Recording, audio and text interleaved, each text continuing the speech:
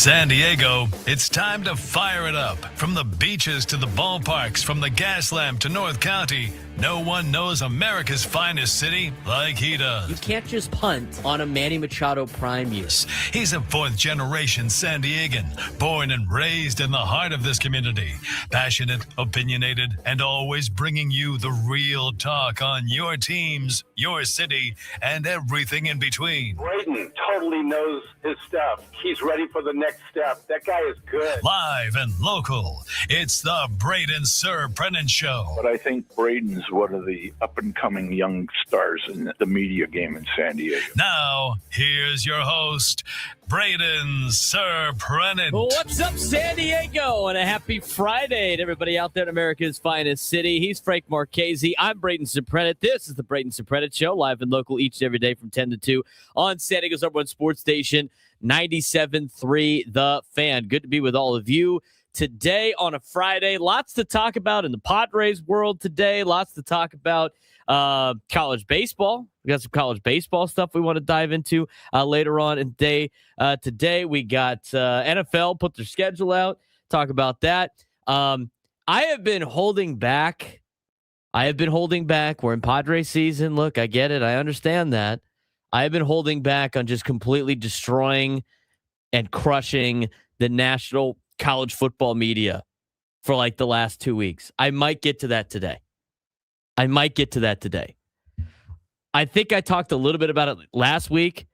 I'm so tired of listening to entities try to tell me what is good for college football and what's bad for college football. So I might talk about that later on in the show today as well. Lots to get to, especially after a day coming off of, we didn't have a show yesterday because we had Padres baseball.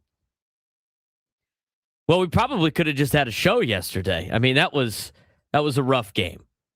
That was a rough game for the Padres yesterday.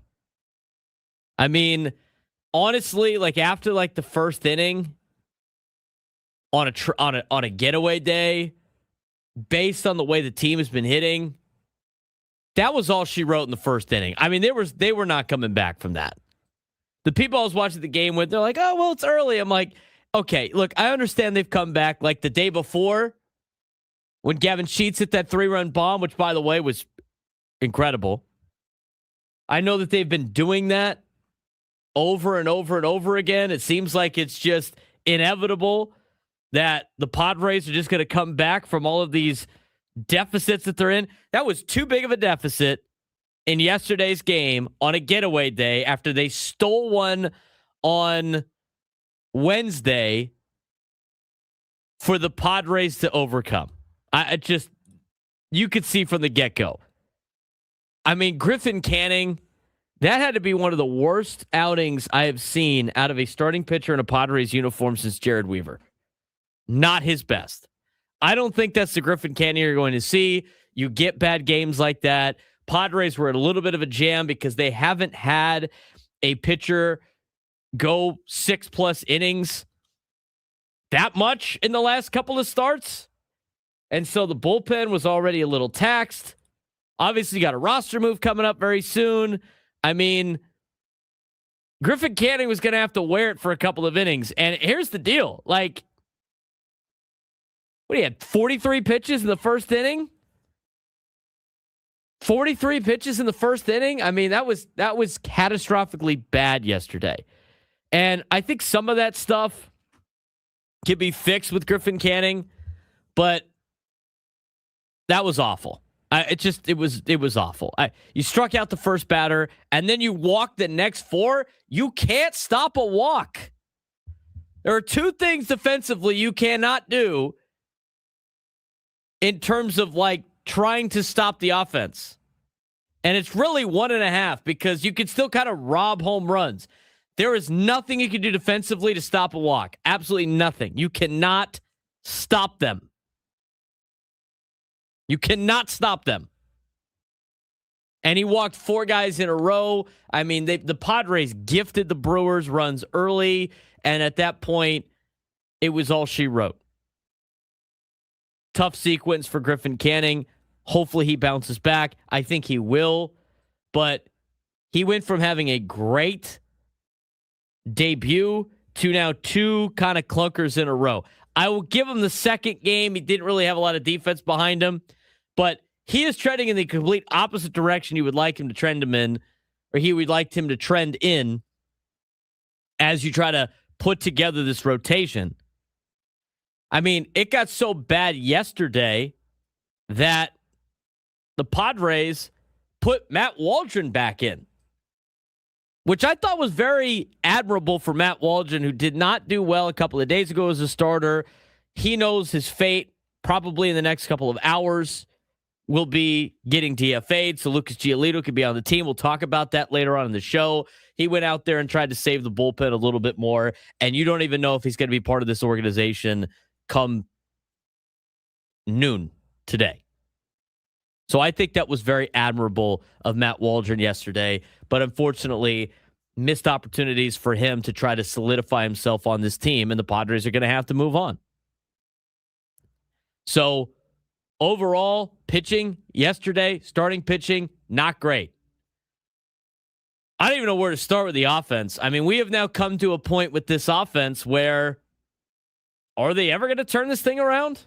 I mean, we've been talking about Manny Machado and Fernando Tatis Jr. like the entire season so far about, well, they're hitting the ball hard. Well, Fernando's hitting the ball hard. Well, they're going to be able to come back from this. Well, this, well, that. They're not even like, I know they're the focal point right now. They're not the only ones not playing well. I mean, look at the entire offense. You start breaking down the numbers of this Padres offense, it's not good anywhere. I mean, go to look at all their splits. I mean, we talk about the how terrible it has been leading off games, which, by the way, the Padres still only have 2 hits leading off a game. That's the worst in Major League Baseball. We talk about how bad they have been leading off innings, and they have been bad leading off innings. We've talked about the leadoff spot not being great either. But then you start taking a deeper dive at the splits of this offense. They are not good anywhere. And I mean anywhere. I mean, it's just there's nothing really to be overly positive about aside from Miguel Andujar, who has been worth every single penny of the $4 million you paid him going into the season. He's been great. But he's still a role player, and you cannot rely on him to continue to do this the entire season, and he's already starting to come back down to earth. You have seen some timely hitting out of this team, but overall, this offense has not been good across the board. I mean, you look at it, their overall numbers, it's not good. April and March, they hit 235 as a team with a 693 OPS. In the month of May, in 13 games, they're hitting 190 with a 575 OPS. The only guys that are kind of contributing are the guys that you brought in to be role players. I mean, anywhere across the board. Look at like defensive positions. Their catchers are hitting 209. Their first basemen are hitting 238. Their second basemen are hitting 225. Their third baseman, who's mostly Manny, not always Manny because they had a couple of spot starts for him as well.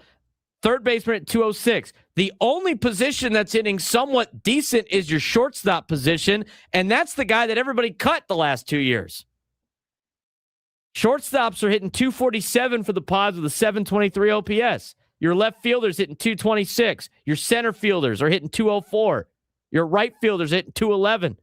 At least your DH is somewhat contributing. They're hitting 245. All your pinch hitters hitting 087. Your pinch hitters are 2 for 23. At least they have worked a walk.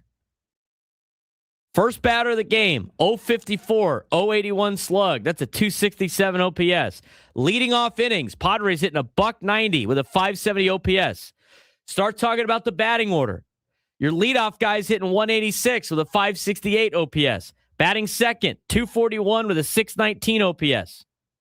Batting third, 219 with a 638 OPS. Batting fourth, a 247 average with an 824 OPS. That's the only part of this batting order that has put together any type of good numbers. And the reality is your cleanup hitter in most of Major League Baseball is probably hitting a little bit higher than that.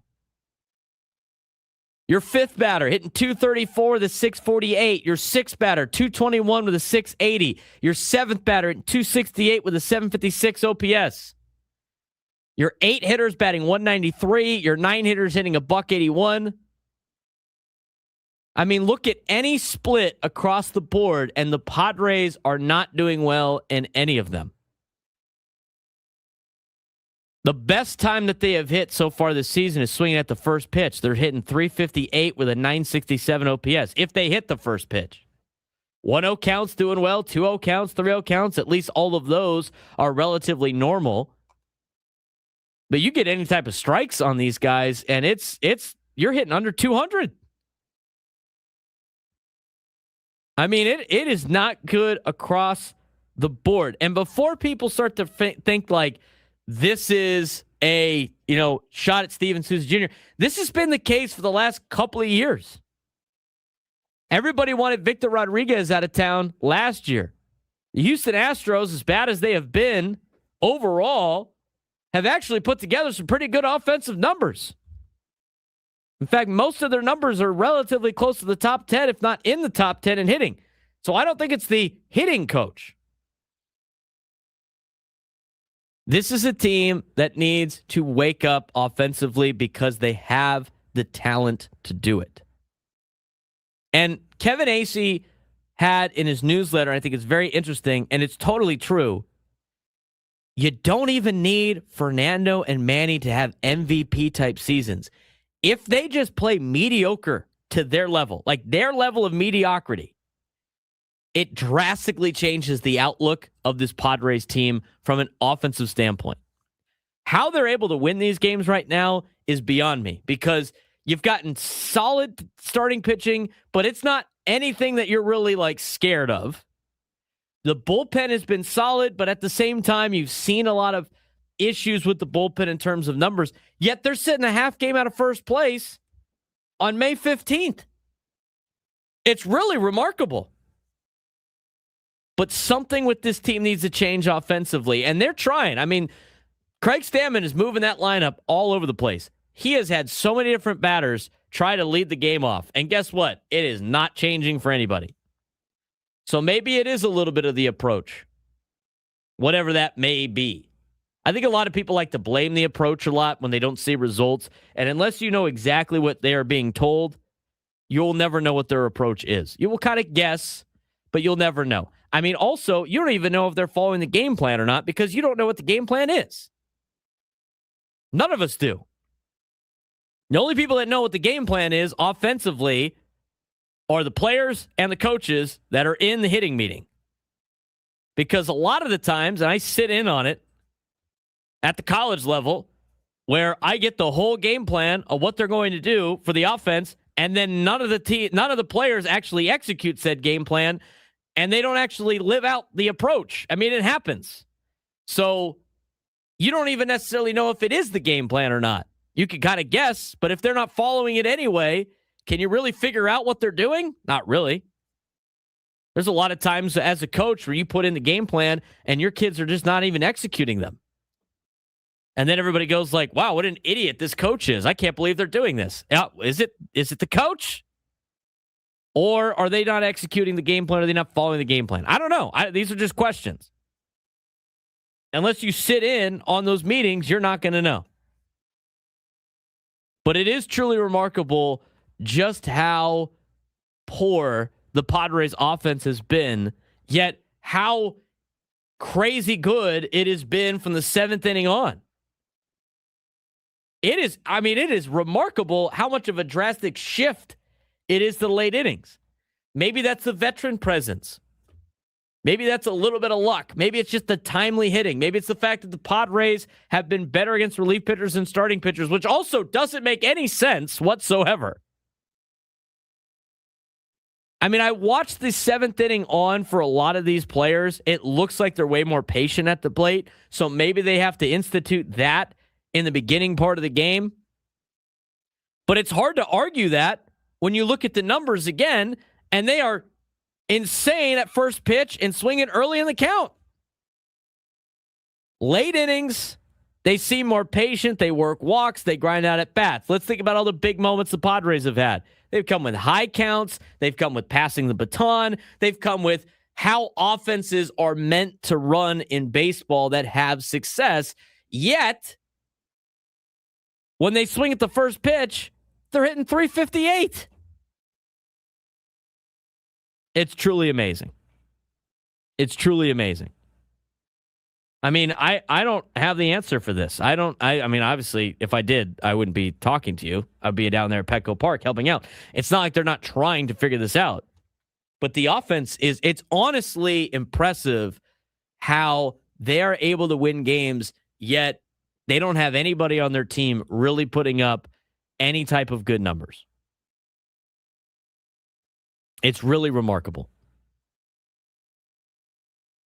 I mean, these are the averages for the Padres right now. 176, 229, 144, 257, 190, 214, 215, 244, 289, which is Miguel Andujar. He, again, is just better than everybody else right now. 200, 254, 288, but that's from Camposano, who's on the injured list. 185, 154, and 0. Those are your batting averages for your second place by a half game Padres. I don't know how they're winning games. It's really amazing to me. It's really amazing to me. I don't know how they're winning games. I tell you what, the clutch factor of this team is awesome. I mean, Gavin Sheets hitting the home run. I mean, you can never really count this team out when the games are close, but if you get a situation like yesterday where your starting pitcher doesn't keep the game close and your bullpen doesn't keep the game close, you got no shot at coming back with the way that the offense is played. But the frustrating thing is they're talented enough to be able to fix this. I don't believe that all of these guys are going to have the worst year in their careers. Like, you go through all those numbers again, it would be the worst year for Freddie Fermin ever. It would be the worst offensive year for Gavin Sheets. It would be the worst offensive year for Manny Machado, for Laureano, for Merrill, for Tatis. All of those guys would be the worst offensive year for them in their existence. That's why you sit there and go like, it's just only a matter of time before math starts to take over. But the offense is just a glaring problem, and it is now May 15th. And here's the deal. This almost feels like 2023. But the difference is they're actually winning games now in 2026. Like in 2023, it was they're not winning games. They're frustrating to watch on the offensive end. They didn't come back at all in 2023. At least they came back and had some exciting games here in 2026. But the offense seems relatively the same. So, yeah, Griffin Canning, not great yesterday. Offense, though, I mean, you can't really find too much of a silver lining for the offense, and that's collectively. And I think, Fernando's trying to figure it out. I would imagine he's beyond frustrated. Manny has not been able to tee off on fastballs. I'm sure that is beyond frustrating. You see them put the work in. I think a lot of it is unfortunate. It might be some pressing, but at the same time, I still believe that they could turn it around. The problem is they're going to run out of time. I know it's May, but it would be nice for them to start kind of putting things together a little bit. That being said, I thought if they went 3-3 on this road trip, you'd be satisfied. I'm satisfied if they go 3-3 on the road trip. So if they take 2 out of 3 from Seattle, good. At least they're still winning games. But who knows what they got with LA next week. 833-288-0973, 833-288-0973. We're going to talk more about yesterday's game, recap the series against the Brewers, and talk about a lot of different big talking points of this Padres team, especially with the pitching side and the offense. We'll get to that plus more on the Braden Surprenant Show. Just getting started. San Diego's number one sports station, 97.3 The Fan. UCSD baseball just showed both sides of its identity in the same week. First, they dominated San Diego State 8-4 behind a huge night from Gabe Camacho and a pitching staff that didn't allow a hit through 6 innings. Then, against Cal State Bakersfield, they split the series winning game 1 behind strong pitching, but losing game 2 after surrendering a 4-run lead and walking it off in the 9th. That's been the story of the season. Elite stretches on the mound, explosive offense at times, but late game inconsistency that's costing them series. Meanwhile, UCSD softball wrapped up its season with major Big West honors, including Malia Cherry's first team selection after a record-breaking power year. So is UCSD baseball one adjustment away from becoming a real contender, or still searching for that final layer of consistency? Statement win over the Aztecs on a Tuesday, and a good weekend for the Tritons against Cal State Bakersfield that has led to a nice reward for them at the end of the year. But they picked up a major midweek win against San Diego State, 8-4 at Triton Ballpark, splitting the season series. This one was controlled early. Tritons jumped ahead and held San Diego State hitless through the first 6 innings, finished with strong bullpen execution to close it out. Gabe Camacho, monster night, home run and a triple and 4 RBIs. Delshawn Lanier, 2 hits, an RBI and 2 runs. Addison Kleps, 2 walks, 2 runs, and the stolen base. And on the mound, it was total control. Nathan Reese, 3 scoreless, no hits. Connor Etnier, 3 scoreless, just 1 hit allowed. And Devin King, dominant 1-inning finish with 3 strikeouts on 11 pitches. Pitching staff, when they're locked in, they can completely erase opposing lineups early in games. But over the weekend, Frank, they were able to get a couple of wins, but also put themselves in a good position for a reward at the end of the year. Yeah, absolutely. Cal State Bakersfield showed both sides of UC San Diego's identity there. Game 1, it was a 4-2 win. Strong pitching again, 14 strikeouts as a staff for the Tritons. Steele Murdoch, 9 strikeouts over 4 innings. Devin King closed for his second save, and timely hitting from Potestio and Lanier and Klepsich, giving them the win. A loss in game 2, a late collapse, and now this is where concern shows up. Tritons led by 4 runs late, allowed 6 unanswered in the final innings, and lost on a walk-off 3-run homer in the 9th inning. Offense was there. Klepsich with 4 RBIs, a triple and a double. Jamori with an RBI triple, and Costello had 4 walks and 2 runs scored, but it did not hold. On Sunday, though, was the big day for the Tritons. They beat Cal State Bakersfield 15-2.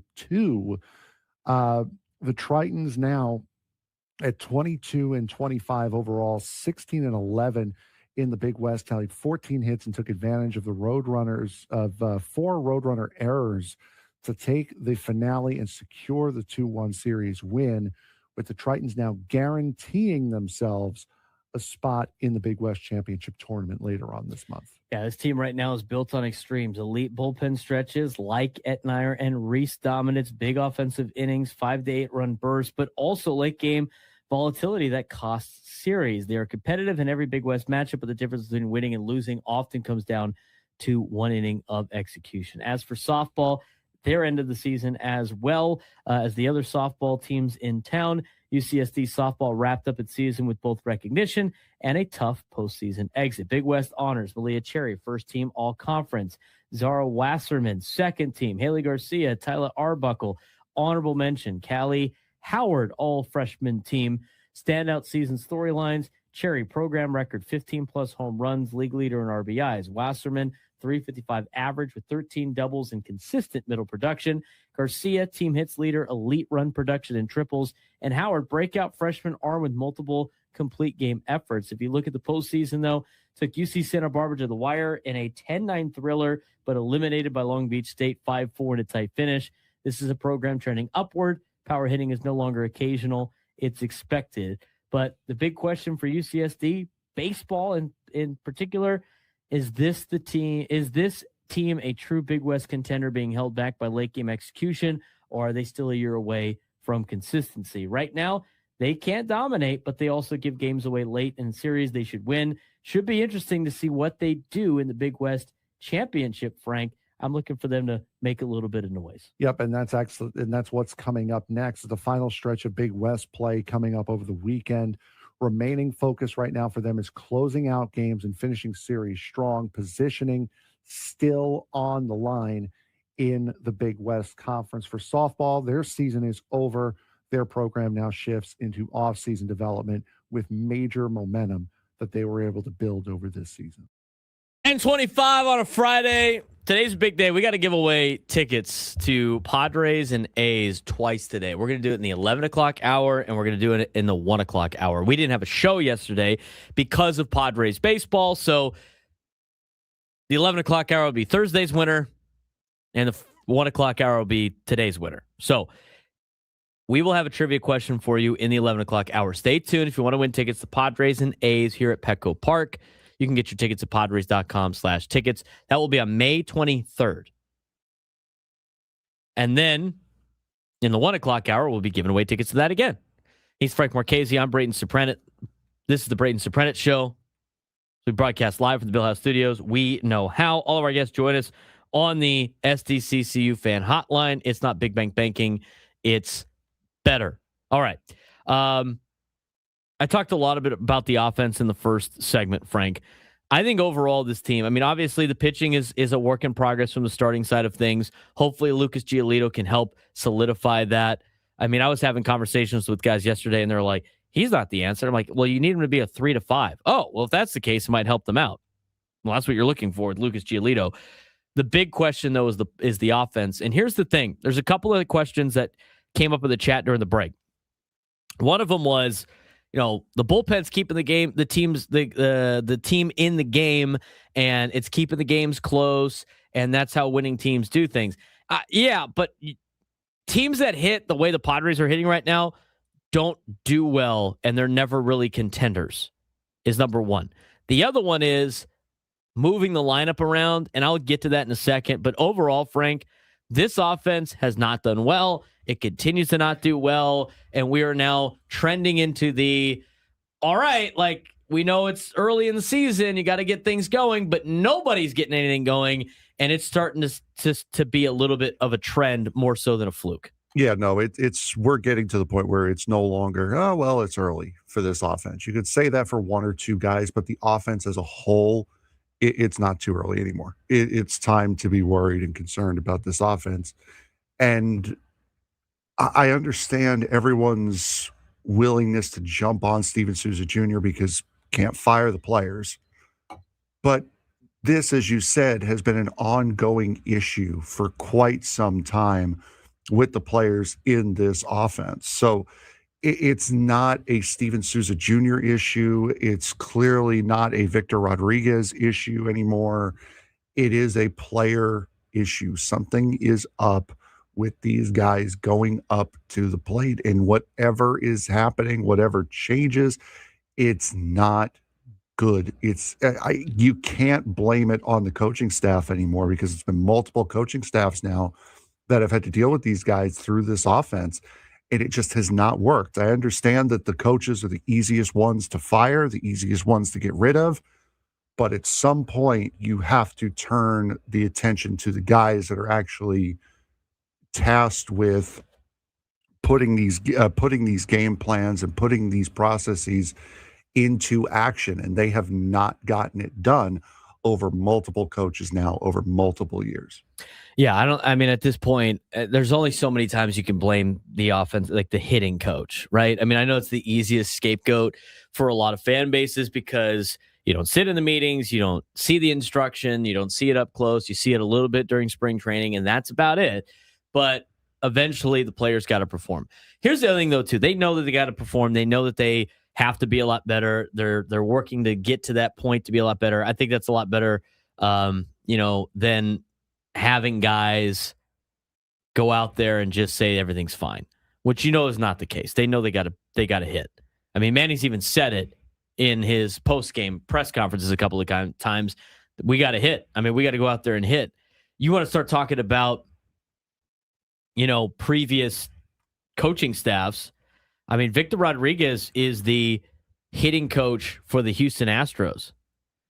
The Astros are the fourth best team in baseball on offense from a batting average perspective. Oh, well, we need slug. We need OPS. Well, their on-base percentage for the Astros is also top 10. Their slugging percentage for the Astros is top 4. The OPS for the Astros is top 4. Their OPS plus for the Astros is top 5.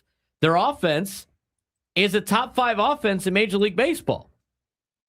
Are you telling me the Astros have better players than the Padres right now? And they're hurt, too. And they're beat up. And they're still putting together good offensive numbers. That was the guy everybody wanted gone last year. So eventually the players have to be the one that come through in the end, because as much as how many times did we hear people talk about like this contact heavy philosophy of Victor Rodriguez is never going to work and whatever.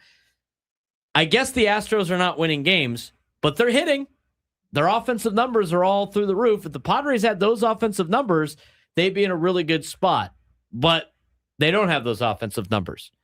So I think it's easy to blame the hitting coach, but eventually these guys got to dig down and dig deep into their own selves and be like, we all got to collectively hit better, which I think leads to the other point that I've seen multiple times. You got to move Fernando down in the order to 6 or 7. You got to move Manny down in the order to 7 to 8. Hey, I think that's fine. You want to move guys around? Sure. I don't think benching them's worth anything. But the problem with that is you can't have everybody on this team at 7 and 8. It's not like you have at least a couple of guys at the bottom of the order that are raking that you want to move to the top. My question is, every time somebody goes, oh, move Fernando to 7. Oh, move Manny Machado to 7 or 8. Who's batting in the top 3? You only have one Miguel Andujar right now. Who else is hitting up there? Xander? You got to go with Miguel, and then you're going to go with Xander, and then who's next? I went through the averages. I mean, there's nothing that jumps off the page. Go through the OPSs. I mean, they are collectively not hitting. There's not one of those players that you can move to the top 3. So if that's the case, what's even the point of moving the guys down if nobody is really collectively hitting? If the team was hitting as a whole and just Manny and Fernando were not, sure, move them down in the order. See if they can figure it out. But there's nobody aside from Miguel Andujar who's putting up solid numbers that he usually puts up over his career. Aside from him, who's batting in the top 3? I saw someone say, put Miguel Andujar leading off. What can it hurt? You said the same thing about Ramon Laureano, and then his batting average tanked like 60 points. So, yeah, it can hurt something, and he still is not looking right at the plate. So I don't want to run the risk of doing that to another guy. And for Gavin Sheets, you're going to have him bat in the top 3 for one potential moment in late innings? I mean, as good, as clutch as Gavin Sheets has been in the late innings, right? Because he has the 3-run homers that have taken the lead. And he came in as a pinch hitter in that game, too. He didn't even start. He's hitting He's hitting 229 on the year with a 747 OPS. Yeah, he's got the 6 home runs. That's great. His OPS plus is a 108, right? I mean, it's not like he is just astronomically better right now. He's hitting 229. I mean, we think that's going to change. I mean, let's talk about from this perspective. The top part of the order is usually the guys that are the best, right? Because they're the better hitters, but also they get attacked differently than the other parts of the order. There's some guys that succeed as 7, 8, 9 hitters because they are in that role, or they succeed because they are spot start guys and they come off the bench. Gavin Sheets has a negative WAR, and he's hitting 229 with a 747 OPS as a platoon player. We think that's going to get better as an everyday starter that plays in the top 3. You're crazy. No, it's not gonna work like that. And remember, everyone was looking to cut him after the first week of the series because he hadn't gotten a hit yet. And then right at the very tail end of the homestand, he started to get some hits, started to rally some hits together. He hasn't done anything remotely resembling that since then. The only thing that he has done this year is hit those big home runs to win the games. That's all he has done, other than that quick little burst he had after the first week of the season. Right. So as much as everybody's like freaking, we got to do this, we got to do that, we got to do this, they have to be collectively better. It has to come from them. And here's the other thing too. Like Johnny's like, well, because it feels like they're too comfortable. We went down to the clubhouse a couple of times in the last homestand. They're not comfortable. Those guys are not comfortable. No. I'm going to tell you right now. Did you see Fernando after he flew out to the track on Sunday? Yeah. Are you kidding? Do you think that guy's comfortable right now? Why? Because they smile a couple of times throughout the game? I mean, it's a no-win situation for a lot of these guys because if they act like they're upset, everybody complains that, there's no swagger. There's they're no too swagger. tight. They're pouting. Wah. And then when they're like, they got like a smile on their face because it's like, I don't know, I got to play 162 of these things. They're not taking this seriously. They're too comfortable. They're not trying. It's like, it's a no-win situation. They know they have to be better. They have to play better. And you either believe that this group of players can do it or you don't. But the Padres did believe that when they signed these guys. These are the guys that are on your team. And I am in the believer of, I don't think everybody on this team is going to have a career worst year. If you think that's the case, I'm going to tell you right now, that is incredibly unlucky to have everybody have a career worst year. Can we just say that this might be the last year of this group? Maybe a roster shakeup is what they need. Who are you trading? Whose contract are you going to 100%. get someone to take? They're here. They are Padres. Period. Period. Stop. You have to figure this out with the group that you have because no one has the ability to go anywhere. It's just all wasted breath because as fans, we want them to win every game. It's fine. It's fine. They just got to be better. They know it. We'll see what happens this weekend. They take 2 out of 3 this weekend. They're back on track to what it is. And here's the other thing, too. Did we not warn everybody that these next 2 months are going to be the difficult games of the season? Yes. This is the worst This is stretch the of the season by part where far. you got to try to tread water and be 500. Because at the second half of the season, you look at the schedule, and again, it's not who you play, it's when you play them. Those teams are awful, and they're going to be a shell of themselves after the deadline, and that's where every team in baseball racks up wins. Most teams play about 500 ball throughout the year. Right now, the Dodgers are doing the exact same thing. They're just kicking it around. And I guess you could have the argument of, well, this is the time to just, take the lead, put yourself at a distance. You're going to go through a lot of these spurts. The problem is with the offense is nobody's hitting right now. And that obviously needs to change. 833-288-0973, 833-288-0973. Talk about the pitching situation when we come back on the Braden Surprenant Show, San Diego Sports Station 97 through the Fan.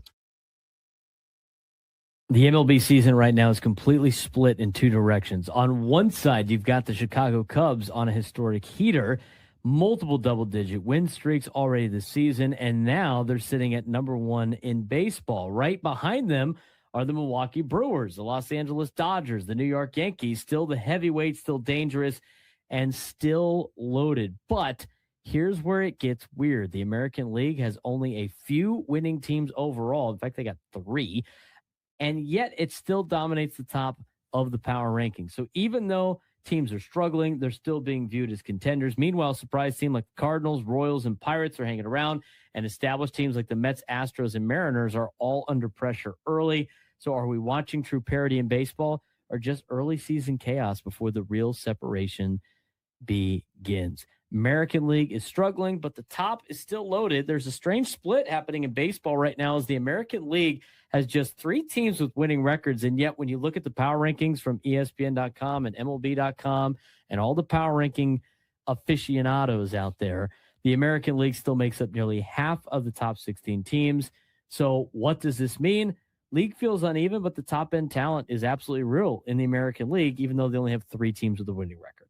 Yeah, for sure. And I mean, we went through them, didn't we? On the show, I believe it's just the Yankees, the Rays, and the A's, and the Athletics are the only 3, at least as of this recording. And on then Monday, the Guardians are 11th. 500, if you want to, but they're not. It's not a winning record. It's not a winning team. It is not. So you could definitely tell the Yankees obviously are very, very real. The A's can't really say for sure just yet. They've been down in the dumps for so many years.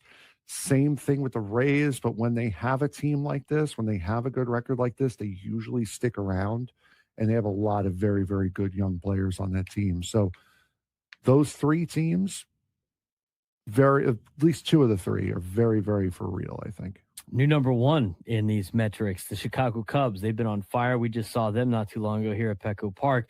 They are the hottest team in baseball right now.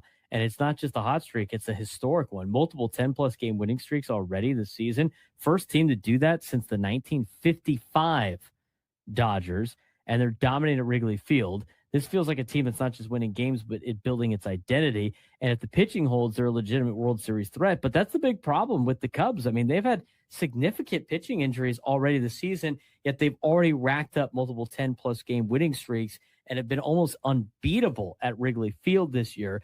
I think eventually they're going to come back down to earth if pitching winning championships continues to be the phrase of baseball. And this is another team that we talked about at the beginning of the season, it being off to just a god-awful start. They were in last place after the first 2 weeks of the season, and now they're up here doing what they're doing. You just had Boyd go down with a torn meniscus while sitting on the ground.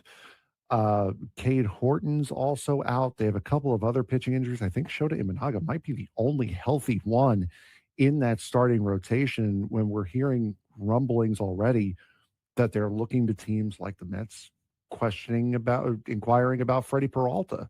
So they're already out there looking for pitching help, and it's not even the middle of May yet. I can't believe the Braves come in at number 2, just short of number 1. Nothing about them looks weak. I mean, they've been the standard so far this season. They just took 2 out of 3 from LA and really bludgeoned them over the weekend. Massive NL East lead. They lead the division by 8.5 games. They have stability across the lineup and the rotation. Still one of the most complete teams in baseball. And even when they're not number 1, they still feel like the safest bet in the National League right now. They're also missing a lot of guys. Spencer Strider's starting to look like he's coming back to normal. Spencer Schwellenbach is on the IL right now, and I think part of the reason why Atlanta dropped to number 2 is because of how weak the National League East is. The Cubs are the first place team in the best division in baseball, and as you mentioned, the 2 10-plus game winning streaks. The Braves are good. Not going to take that away from them at all, but they're 8.5 games ahead in one of the worst divisions in baseball. I think that's why power rankings wise give the edge to the Cubs a little bit. New contenders starting to emerge everywhere. I mean, obviously, the Dodgers are still elite, even with injuries. The Yankees are powered by breakout bats like Ben Rice to start the season. Tampa Bay quietly dominating the American League. In fact, they're in first place in the American League East. They're one of the 3 teams in the American League that have a winning record. And Milwaukee surviving chaos in the rotation. And that's the team that the Padres will play this week. Another team that's going to be battling for a spot. There are some surprise stories as well. St. Louis continuing to outperform expectations with a young core. Pirates still playing above 500 despite last place standing. Kansas City climbing thanks to Bobby Witt Jr. And the Oakland A's are staying competitive in the American League West. They lead the American League West. They're one of the 3 teams that have a winning record in the American League. Yeah, and the A's are going to be coming to town next weekend. We just saw how scrappy St. Louis is. Already played Pittsburgh this year a little bit earlier. So it has been definitely a surprise. The Cardinals, I think, on that list, though, are the biggest surprise. Pittsburgh, it's still early for them. Kansas City, they've been playing solidly.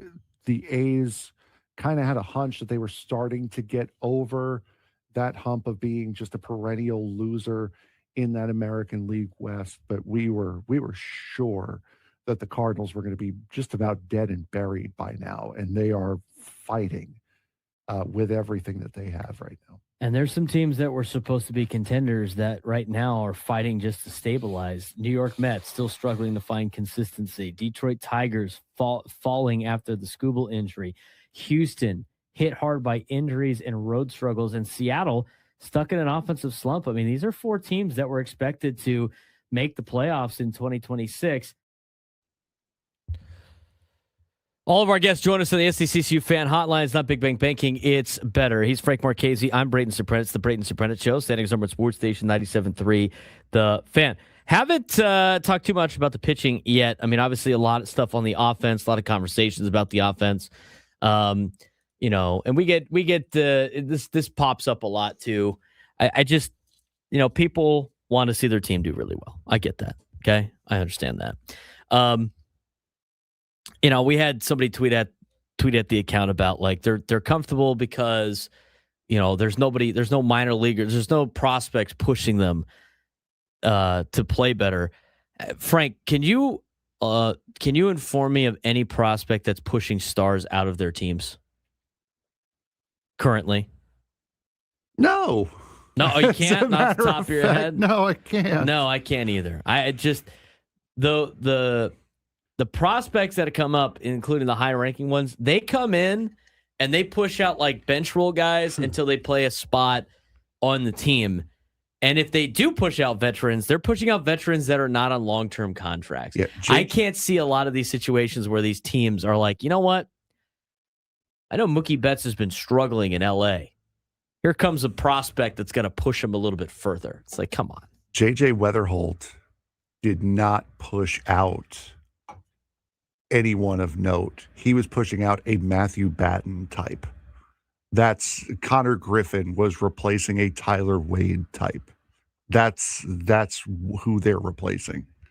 He's not replacing David Eckstein or Marcus Giles. He's replacing a guy who shouldn't be there in the first place, like an Eggy Rosario type. 100%. That's how this works. So again, they got to be able to figure this out. They got to collectively be a lot better. And the realization is, and I'm sure Tony will talk about this later on this afternoon, because I heard him talk about it last year. You know, you're going to have when you have guys go into dark roles on the offensive side of things, and they all do it at the same time, the results are usually very bad. Right now, the Padres are treading water despite that. I feel like we have this conversation every single year. Yet they've made the playoffs 3 of the last 4 years. We'll see what happens at the deadline. We'll see what happens in the next couple of weeks. But I warned everybody. I said this next 2 months is where they have to tread water. 833-288-0973. 833-288-0973. It's Kevin in Chula Vista. You're on the Braden Surprenant Show. What's going on, Kevin? Hey, good morning, Braden. Happy Friday and Friday weekend. So great conversation this morning as usual. Something that I noticed in the Union Tribune this morning, and I don't know who I can attribute to, I don't remember whether it was AC or whoever, but it was noted that Fernando is really struggling with trying to pull the ball. And they said until he is able to pull the ball, he's hit those things over the left field fences, he's going to continue to struggle with the power. Leads me to wonder, not trying to be an orthopedic surgeon by any means, but I still believe that those surgeries and injuries that he had in the last few years have changed him. Maybe for a good long time, maybe forever at this point. I don't know. But certainly with the trend line with him is definite now. We're talking about not just a 1 year off thing. We're talking about a number of period of time here within 2-3 years. The other problem that I note with this lineup is there's not a lot of diversity to it. It's pretty much the same kind of hitting styles, hitting outlooks. There's not much that an opposing pitcher has to adapt differently to with different kinds of hitters coming up. So I think, see what you think, it makes it a little bit easier for opposing pitchers to maintain their repertoire because they really don't have to change it much for these guys. They're pretty much the same kind of guys. And then the last thing I'll say, and you're right, we're stuck with these guys. I mean, this is what everybody bought into when the core of this team has now been together, rinse and repeat for several years now. We're stuck with them. And all we can do is wait and hope. And their age, they're not getting any younger either. And so there's a lot of little things going on here. I don't think it's one thing. I think there's a lot of factors delivering the performance that we're seeing at this point. Yeah, I do think it's a handful of things, Kevin. I appreciate the phone call. The guys are getting older. I mean, the Dodgers are getting older. They seem to be getting better every time that they get older, although they're not as good to start the season this year as it was before. Here's the situation with the Padres, right? And this is what people need to understand. Okay.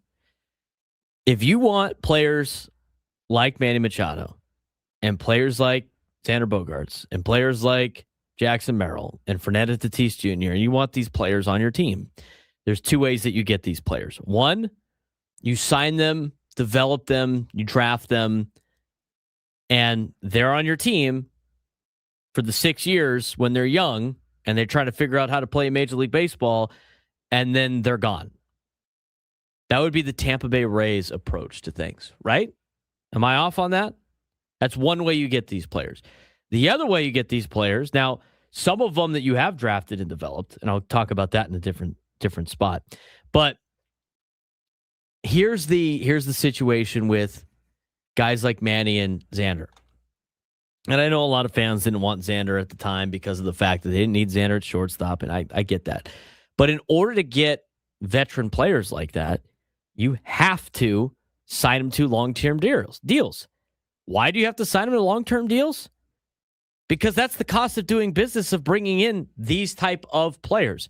And everybody was on board for that when those signings happened, which means you are going to get a lot of years of these players, which means you're going to get some of their best, maybe, and you're also going to get their worst over a career that is going to be a lengthy career. I think a lot of people have talked about the fact that Manny Machado is on a Hall of Fame path career. In that career, he's going to have down years.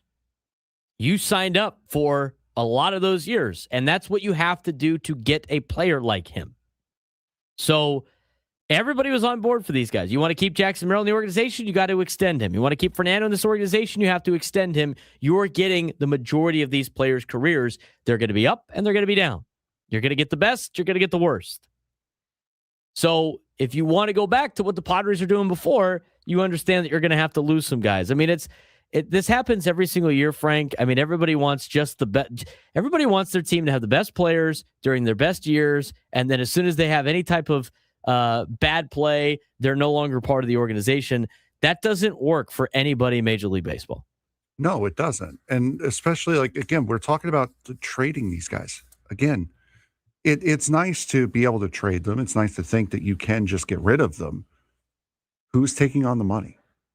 And you're going to have to take money back on. So it's not like it's going to be a salary dump to get rid of Fernando or to get rid of Manny. You also have to get a quality player, because you don't have anyone in the minor league system that's ready to take their spot at the moment on an everyday level. So you're going to be getting another star player who's got a big contract. These are the guys that you have, period. And they're going to be good enough to figure it out. As I said it before, I mean, like, do you think Manny's going to have a career worst year this year? Same as Fernando, same as Merrill, same as anybody on the team. I literally list anybody on the team besides Andujar right now. Do you think they're all going to have career worst years this season? Were you willing to bet that at the beginning of the year? No. No, you're not. And if it does happen, because there are times where it definitely does happen. It's very rare that it does, but there's also times where everyone has a career year all at the same time. And you don't win the World Series. Sometimes you do, sometimes you don't, when those things happen. If that is the case for this year, where it is just everyone having a down year at the same time, guarantee you next year it won't happen again. I promise you it will not happen again next year. Correct. I think they're going to be able to figure it out. Again, I do think the term "stuck with" is interesting.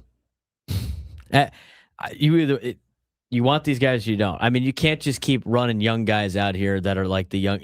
There's not a bunch of JJ Weatherholds out there that you could just have on your team, and then at the second, guessing at the right time when he's not going to be good, you ship him off. No team is able to play like that. I mean, even like the team up north that has all these lucrative funds. I mean, they miss on guys too. Like Roki Sasaki's been a joke up there. What are they doing? They ain't giving up on him because they invested a lot of money. They're stuck with him. So everybody's dealing with the same problems. You're going to go through a lot of ups and downs. Not a bad idea by Cole. How about we sell the team? Ah, dang it. Already did that. I'll do it again. Do it again? Yeah, do it again. Why not? Somebody in the YouTube chat goes, is anybody really worth $150 million for 9 years? They're human. I don't, you know what? Maybe you want to have that conversation. That's a different conversation. Yeah. But unfortunately for teams and for fans, that's the going rate of business in Major League Baseball. how much are those players worth? That's, they're worth what somebody is willing to spend. I'll take it. Yeah, sounds good. Frank would love to have 150 million and strike out 150 million times. Sign up for that in a heartbeat. Hour number 2 on the show, we're going to give away tickets to Padres and A's. Stay tuned for a trivia question for that. Also, we'll dive into the pitching conversation. Some interesting reports about Matt Waldron that have been clarified. We'll get to that as well.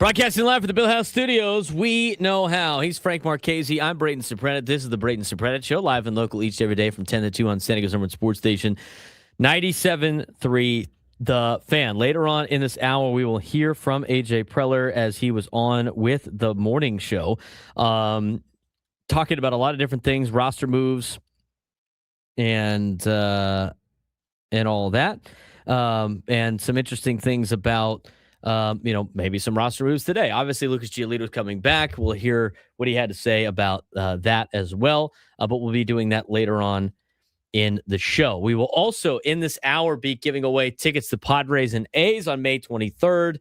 So stay tuned for a trivia question in this hour. We will also be giving away tickets to Padres and A's in the 1 o'clock hour. So 2 chances to win tickets to Padres and A's. Stay tuned. Listen for the trivia question. Be the first one to call in and answer correctly.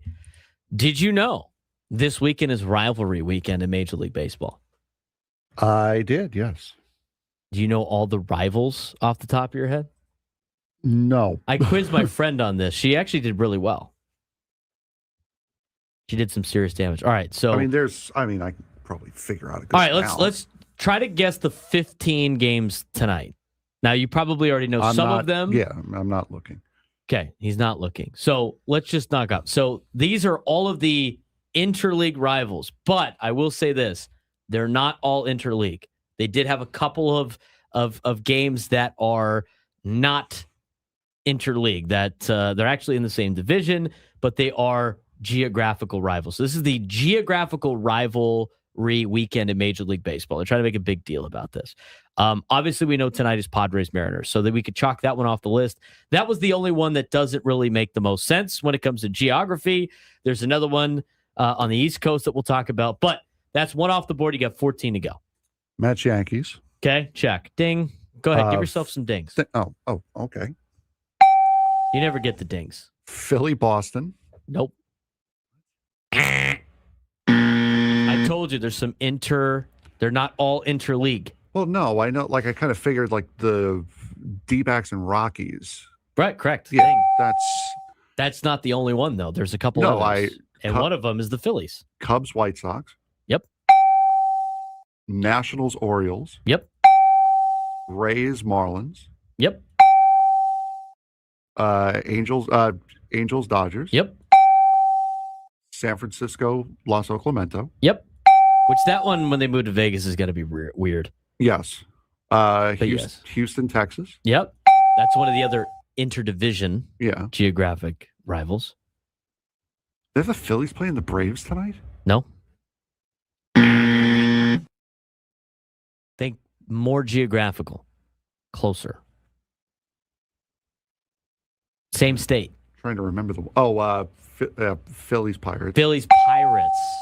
That was the tough one. What else we got? You're missing 1, 2, 3, 4, 5. You're missing 5. Most of them are in the middle of the country. Yeah, I'm trying to remember the ones I said. Reds, Guardians. Yep. 4 more. Who the heck would they pair with the Brewers? It's easier than you think. Oh, the Twins. The Twins. Correct. 3 more. You're going to get mad at one of these because it's so obvious, but it's like in the middle of the country. I'm thinking Kansas City right now, who they would pair with. The I-70 series. You know, Kansas City is not in Kansas. Kansas City Cardinals. Yep. You're missing 2 more. Missing the Red Sox, Toronto, and the Braves. With the Braves. Think about that's more of a historical one. 2 teams that play each other that you're missing used to play in the same town. That's why they are now the rivals. So it's the Boston. It's Boston, Atlanta. Correct. That is also the interleague rival that they have played every year. Last one for you. Who is a city that is very close to Toronto? In fact, Toronto, Detroit. Detroit. Yes, Detroit. Well done, Frank. Is that it? Yeah, got them all. There we go. How many X's did you have? 3? 2, I think. I think you had 3. And I think most of them were the Phillies. No, I only had 1 for the Phillies. I thought Philly-Boston was the... Semantics. The ones that usually forget about in the middle of the country, because you forget the teams that are in the middle of the country because they're flyover states. I was going through them so quick, I've forgotten which ones that I had done. You know what? That's why it's hard to win on the shows. Exactly. Put yourself in the perspective. How is this guy missing this right now? Then you get on the spot, put on the spot. Most of these have like names, don't they? Vedder Cup. So, yeah, Subway Series, so the I-70 Series, I think. The base, was it like the Bay Series? I think so. I-70 Series. I think Baltimore, Washington's the I-95 Series, something like that. I thought that was like the Beltway. Beltway Classic, whatever they want to call that thing. Yankees Mets was the Subway Series. I don't. The Rangers and the Astros play for like the Silver Boot or something like that. That's at least some. That's very college, which I don't mind. At least they mind that both at like, all. but they're actual rivals, though. You know, like. Yeah. All right, so you have. I'm trying to see if they have like the names for it. They don't. They have all these like different. Oh, the Lone Star Series is the Rangers Astros. They play for it's also the Silver Boot Series, so they do play for a trophy. They actually play for a trophy, which is kind of fun. What's the Cleveland Cincinnati Series? The Hey, these two teams still exist series? I like in spring training what they call it the Little Ohio. The Battle for Ohio? I don't know. I'm trying to find, like, the problem is I-94 series is Cubs and Brewers, but that's not one of the ones we're talking about. No. Cubs, Cardinals is right. I'm trying to find if they have names for some of these. They just have all the division ones. I-5 series, they consider the Padres Dodgers, I guess. Why wouldn't that just be the... Oh, I guess the Angels go off the 4. Do they go off the 405? No, they go off the 5, don't they? I-10 series, Diamondbacks and Dodgers. Has anybody called Diamondbacks and Dodgers the I-10 series? Only everyone Apparently. who pays attention. Okay, here we go. Interdivision. I wanted the interleague rivalries here. See if they have games for this. Beltway series is Orioles and Nationals. They did not list Subway series. Oh, there it is. Subway series, finally. The Citrus series is Marlins and Rays. Border Battle, Brewers and Twins. Crosstown Classic, White Sox and Cubs. Oh, here it is. It's the Ohio Cup. Ohio Cup, Frank. Reds and Guardians. Ohio Cup. I like my name better. I like your name better, too. I-70 series, we got that. Freeway series is Angels and Dodgers. Bay Bridge series is A's and Giants. Although I don't think you could take the Bay Bridge to Sacramento. Maybe you can. And then they got the Vedder Cup on there. So almost every one of them has like some type of name. Oh, here we go. Highway 401 rivalry. That's Toronto and Detroit. That's got such a nice ring to it. And then the Red Sox and the Braves is called the Boston City Series. And I think that's it. Do you know the A's are rivals with the Phillies? Technically, it's called because the Philadelphia A's, City yes. Series. Mm-hmm. How about it? How about that? Rivalry weekend this weekend. I get what MLB's trying to do with that. I'm not necessarily opposed to it, but it's so hard because you have all these different real rivalries, and then you have these interleague ones, and you're kind of blending them together a little bit. And MLB is so good at marketing that everyone gets excited for it. Who's the bit like? I can't ask you this because you're a Mets fan, but like for the Yankees, I would imagine their biggest rivals Boston. are the Red Sox, Yeah. right? Like, how do you have Boston a for sure. rivalry, like a rivalry weekend, and it's not Red Sox Yankees because you have to do the interleague stuff? I would imagine. thing, I know like- you hate the Yankees, but I would imagine you probably hate the Phillies or the Braves more than you hate the I Yankees. hate the Phillies so much more than I hate the Yankees because they're not in the same division. The Yankees Right, are exactly. really irrelevant for most of the year. You just have to deal with the annoying fan base. That's it. I don't mind playing the Mariners every year. I think it's kind of fun, I guess. But it's even more fun now that it's not burned as one of your interleague games. So you have to, for the longest time, you had to play the Mariners, and that was like during the time where the Mariners and the Padres both weren't very good. And so, like, when you were waiting for teams to come to town and they were rotating the divisions you would play in the interleague play, it was like, all right, cool. We get to play the Mariners every year, but we get to play the Red Sox once every 6 years here at Petco Park. It's like, what? I'd much rather watch them play the Red Sox or the Yankees or like some of the traditional teams. It's fun to see them play those teams. And I get like a lot of, Tony's kind of a traditionalist. I hear it on their show. He likes playing the division a lot more in the National League and not playing the American League. And a lot of the traditionalists like that. I like the current schedule. I do too. I like playing everybody every year. It resembles every other sport with a long schedule like this. So yeah, I don't mind this. I like it a lot. It does kind of take away a little bit from seeing teams play. Like I got whiplash. Somebody put a video of Jake Peavy highlights out the other day, and it was him striking out a Yankee at Qualcomm. Like, how many times did the Yankees actually play at Qualcomm that were not the 98 World Series? Like, that had to have been, because when did interleague play start? Interleague play started in 95, did it not? I know it started in the 90s. So they would have only had one, maybe two chances to go to Qualcomm before Petco Park opened? I mean, for the longest time, I think since I started working at 97 Through the Fan or here at Odyssey, the Padres for a long time never went to Toronto. They just recently went to Toronto a couple of years ago. They have now since gone every other year, but it was like their first time that they had ever been to Toronto. Let me see if I can find it. What's the I hate trying to find the no, you know what? Toronto's coming here this year. It's the last series for the All-Star break. I thought they were going there again this year. The I can never find the like matchup history of the head-to-head numbers between the two on Baseball Reference, like the series history chart. I tried to save it as a bookmark. It didn't work. But you can go back to see how many times the Yankees have played at Petco Park. I mean, at Qualcomm Stadium. Petco opened in 04. 04. I don't want to see. I want to see like the full series sheet. They only played them once. Was it just in the World Series? Yeah, it was the World Series and the and that one series in 2002. Those are the only two times they were there. Where do you find? I hate how like on Baseball Reference you can't. I just type in Padres versus Yankees all time. Yeah, I did that too. It took me to StatMuse. Let me see if I can find it. Yeah, it's showing. I keep finding players who played for the Padres and the Diamondbacks. That's not what I want.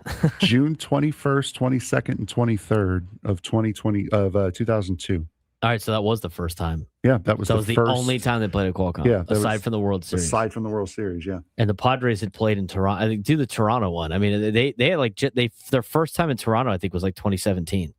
They'd like never been there before. You know, they've never been there. If Dave Marcus hasn't been there, they've never been there. That music again.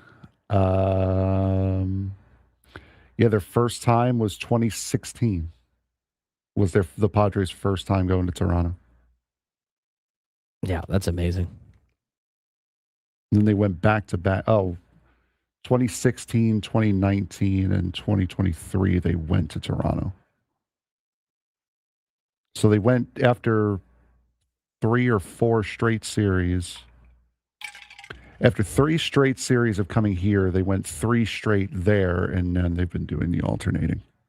Yeah, I like the current format because I get to go here for 2 reasons. One, you get to see these teams up close. They come to Petco Park. Also, you get to go. You get to go on these trips. Like Charisma in the chat, in the YouTube chat. I saw her at Fenway. She's done these trips. I mean, they've crossed off a lot of ballparks. When we bumped into her at Fenway, they went down to Pittsburgh and checked that one off the list. I mean, since they have done this interleague schedule, I've gone to Boston. I've gone to New York. I mean, it's fun to go to some of these places you have never been to. Apparently she's in Seattle. And she's from Seattle. Well, I mean, they play Seattle all the time, but I'd love to go to. I've never been to Seattle. I've always wanted to go and watch Padres Mariners. It never works out with my schedule when they play, but you get to check off a lot of ballparks and you get to go to these places you'd never seen before. I think it's great for the fans. It might not be the best for like Major League Baseball players, maybe, but I think it's great for the fans. I'd much rather have the schedule they have now than what they had before. Yeah. I mean, it does stink. Not going to lie. It does stink losing out in extra series against division rivals. It certainly does hurt. But to be able to see everyone in the major leagues every other year instead of every like 4 or 5, I think it's worth it. You don't feel like an urgency to go and see, say, Roman Anthony for a pick because you know he's going to be here. You know he'll be here again in a good, decent part of his career. It's not like, oh, we saw him in his prime and now he's about to retire. I also think, like, let's go back to that division thing because that's what gets brought up all the time. It's like, oh, I'd rather play the Dodgers and the Giants like 18 times. So would I. I think it's more fun playing the Dodgers and the Giants. But do you like playing the Rockies? I personally, like, as a fan, I don't like playing the Rockies. First of all, like, they always play you tough. They're not very good. It's not exciting to play the Rockies on a Tuesday night. I would sacrifice playing the Rockies 18 times and cut it down to 12 or 13, whatever it is, to be able to play the Yankees and the Red Sox. I think that's also the argument. Look, like, do you have to sacrifice playing the Dodgers and the Giants 18 times and balance out the entire year? Sure, but the reward is, hey, look, I don't have to play the Rockies and the Diamondbacks 18 times now. I get to fill in with other teams. Even the fun series like Padres Dodgers, Padres Giants, those series even become a drag when you have one of the teams is bad. Because it's just going to be a dog walking for an extra series or two. So it does become very unfun if one of the teams are especially bad. I finally found the page I was looking for. I've already bookmarked it. I had to go through all my bookmarks. For some reason, it didn't want to pop up. The head-to-head records. Mm-hmm. The first time the Padres played the Blue Jays ever in the history. Do you want like 04? 2004. Yeah, it was like just. And then I was close. It was 2016 was the first time the Padres had ever been to Toronto. They have now been to Toronto. They went to Toronto 3 times in a row. They were there in 2016. They were there in 2019. They were there in 2023. Blue Jays came here in 2024. Now they're in 2025. How many times straight did they go to? Did Toronto come here? Just out of curiosity. Toronto came here the first 3 times of existence. Oh, really? And then they went to Toronto 3 straight times. 3 straight, and then the back and forth. Finally, like you said before. Thank you. I was trying to find this stupid site the whole time. So dumb. I can't believe. I mean, that's. There's probably other American League teams like that. I'm curious to see when did they start did we ever determine when they started the I would have play? to. My guess would be 95 because that's when the new CBA came out. Padres' first year playing the Red Sox was 2002 at home. I was at that. I was at one of those games at. Interleague play started in 97. That makes sense. Yeah, I knew it was the late 90s, and I knew it was after the lockout. So they played the Red Sox. First time they played them was 2002. They actually went back and forth, the Red Sox, for a decent amount of years. They've played the Red Sox a decent amount. I mean, it's like trying to think of like random like American League teams. Could probably do that during the break. Minnesota Twins. It's the last one. Minnesota Twins. Padres have played the Twins a lot more than I thought, but 2003, first time they played the Twins. Even when they started interleague play and played a lot of these teams. 833-288-0973, 833-288-0973. When we come back, what's to do with Matt Waldron? They haven't made a roster move yet. We'll hear what AJ Preller had to say later on in the show, and we will dive into some of the reports that we have gotten about Matt Waldron when we come back.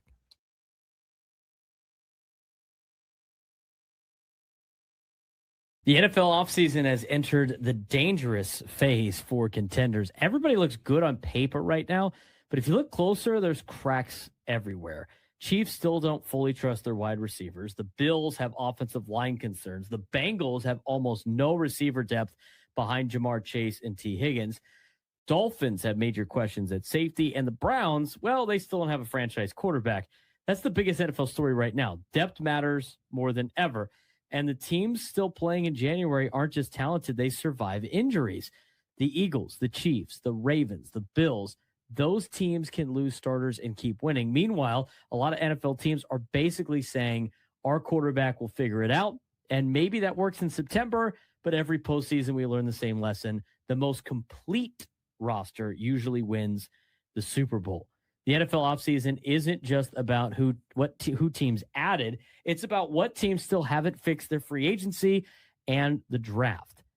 And that's where things get interesting right now across the league. A ton of playoff contenders still have major roster questions going into minicaps and training camp.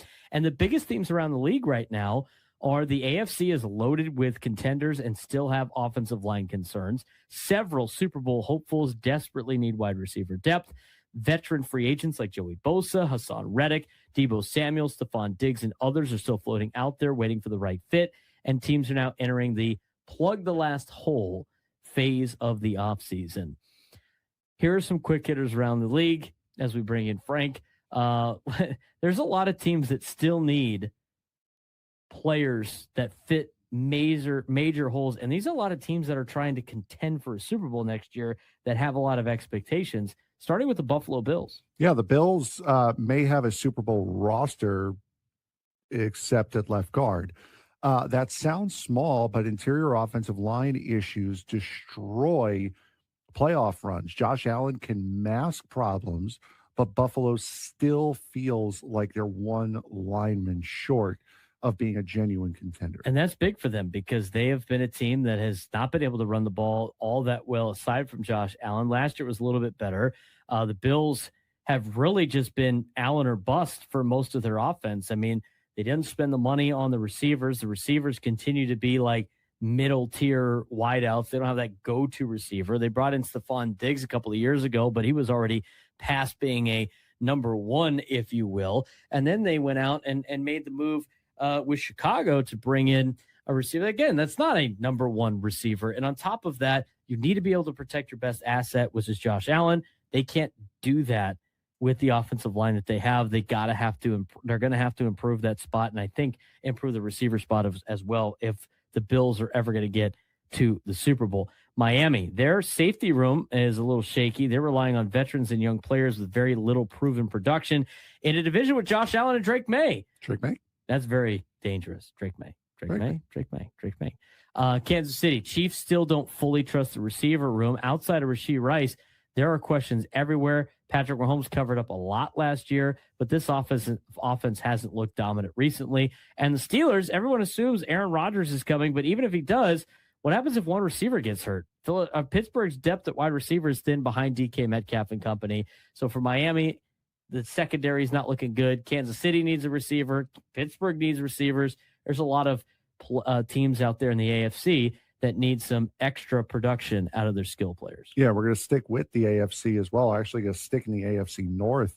The Cincinnati Bengals are terrifying until one receiver goes down. Their depth behind Jamar Chase and T. Higgins is extremely questionable, and that's a risky setup for a team trying to survive in the AFC gauntlet. And again, the Cleveland Browns still do not have a franchise quarterback. That's the story. Shedeur Sanders, Dylan Gabriel, Deshaun Watson, none of those options inspire any sort of confidence. And Cleveland feels like a team that's once again waiting for next year's draft. Let's talk about the NFC a little bit with the Dallas Cowboys. They have names at edge rusher, but not certainty. They have injuries, inconsistent production, and rookies that create a huge boomer bust situation for that defense, a defense that was not very good last year that obviously needs to improve. Eagles, who are the defending champs from a couple of years ago, safety is suddenly a concern. And that's how hard it is to repeat in the NFL. Even elite rosters have cracks. Vikings, Justin Jefferson is elite. Jordan Addison is excellent. But after that, almost nothing proven at receiver depth. And that's why veteran receiver rumors keeps circling Minnesota, on top of the fact that they have a quarterback battle between Kyler Murray and J.J. McCarthy. I mean, who's going to get these guys the ball at this particular time as well? And then you look at Seattle, their pass rush depth is very thin, and that matters because their entire defensive system depends on rotating edge rushers. They've already added Dante Fowler Jr. 11:25 on a Friday. He's Frank Marchese. I'm Braden Surprenant. It's the Braden Surprenant Show, live and local each every day from 10 to 2 on San Diego's number one sports station, 97.3 The Fan. All right, yesterday was interesting. So yesterday's game was awful, right? Not a lot of silver linings out of yesterday. The offense wasn't very good. Didn't notice. Okay. Starting pitching wasn't very good. Not a lot to really write home about yesterday for the Padres. Matt Waldron kind of saved the bullpen yesterday. I was shocked to see him in the game. When I saw him warming up, they got back from television. They're like, they showed Matt Waldron. I'm like, why are they showing Matt Waldron from 2 days ago? I'm like, oh, this is Matt Waldron now. Matt Waldron's in the game? I will say this. Regardless of what the situation is with Matt Waldron, and we're going to talk about that here,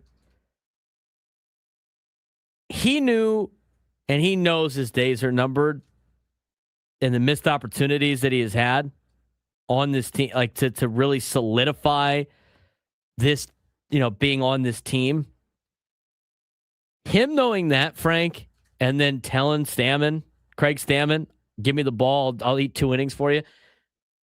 Whether he said that or not, I would imagine he probably had to say something like that. That's pretty admirable for a guy that might be on his way out. 100%. And like I said, he's a good guy, soft-spoken guy, but he is a gamer. And unfortunately for him, this is kind of the situation that he falls into right now. But yeah, for him to go out there, he could have just as easily said, you know what, I'm out of here. I know it. Just ride it out and enjoy the last couple days in Milwaukee before getting sent down. And he didn't do that. He chose to work, chose to throw, and did very well to his credit. I think Matt Waldron has done a great job of being a team player, even though his numbers are not good enough to really help his team out. I think there's a value in him being the innings eater potentially down the road, but the problem is the bullpen has been so good. So here's what happened yesterday. Padres lost 7-1 to the Brewers. Waldron had 2 scoreless innings, became one of the biggest storylines coming out of Milwaukee. And after entering in the 7th inning, Waldron allowed only a Sun-aided double before retiring 6 straight hitters. In a game already out of reach, he gave the Padres exactly what they needed, and that was bullpen preservation. The problem is, though, he may have saved it for somebody else. Craig Stammen praised Matt Waldron repeatedly after the game, emphasizing his outing saved the bullpen for the next 3 games. That kind of praise matters inside a clubhouse because it reflects the player sacrificing for the team in a difficult role. But also, it carries another message. The Padres already seem to view Matt Waldron as a reliever, not a starter, because of the fact that you have Lucas Giolito coming back. But also on top of that, if he is a reliever, you don't even know if he's really got the... I don't know how this math problem works out where he's still on the team. We talked about this a couple of days ago. I mean, the looming return of Lucas Giolito appears to be the domino that pushes Waldron out. Nick Pavetta's injury originally opened the door for Matt Waldron to re-enter the rotation, but he struggled to capitalize consistently. I mean, he's allowed 15 runs in 13 2/3 innings across 3 starts before Milwaukee's game. He failed to escape the 4th inning Tuesday against the Brewers after taking over behind opener Bradley Rodriguez. His ERA sits at an 8.49, and the Padres experimented with the hybrid opener setup to help Waldron succeed, but inconsistency continued to follow him, and now Giolito's expected debut in Seattle likely eliminates the final opening in the rotation. So let's move into the bullpen. Well, this is where the problem ensues for the Padres because now it's a roster crunch. Waldron is out of options.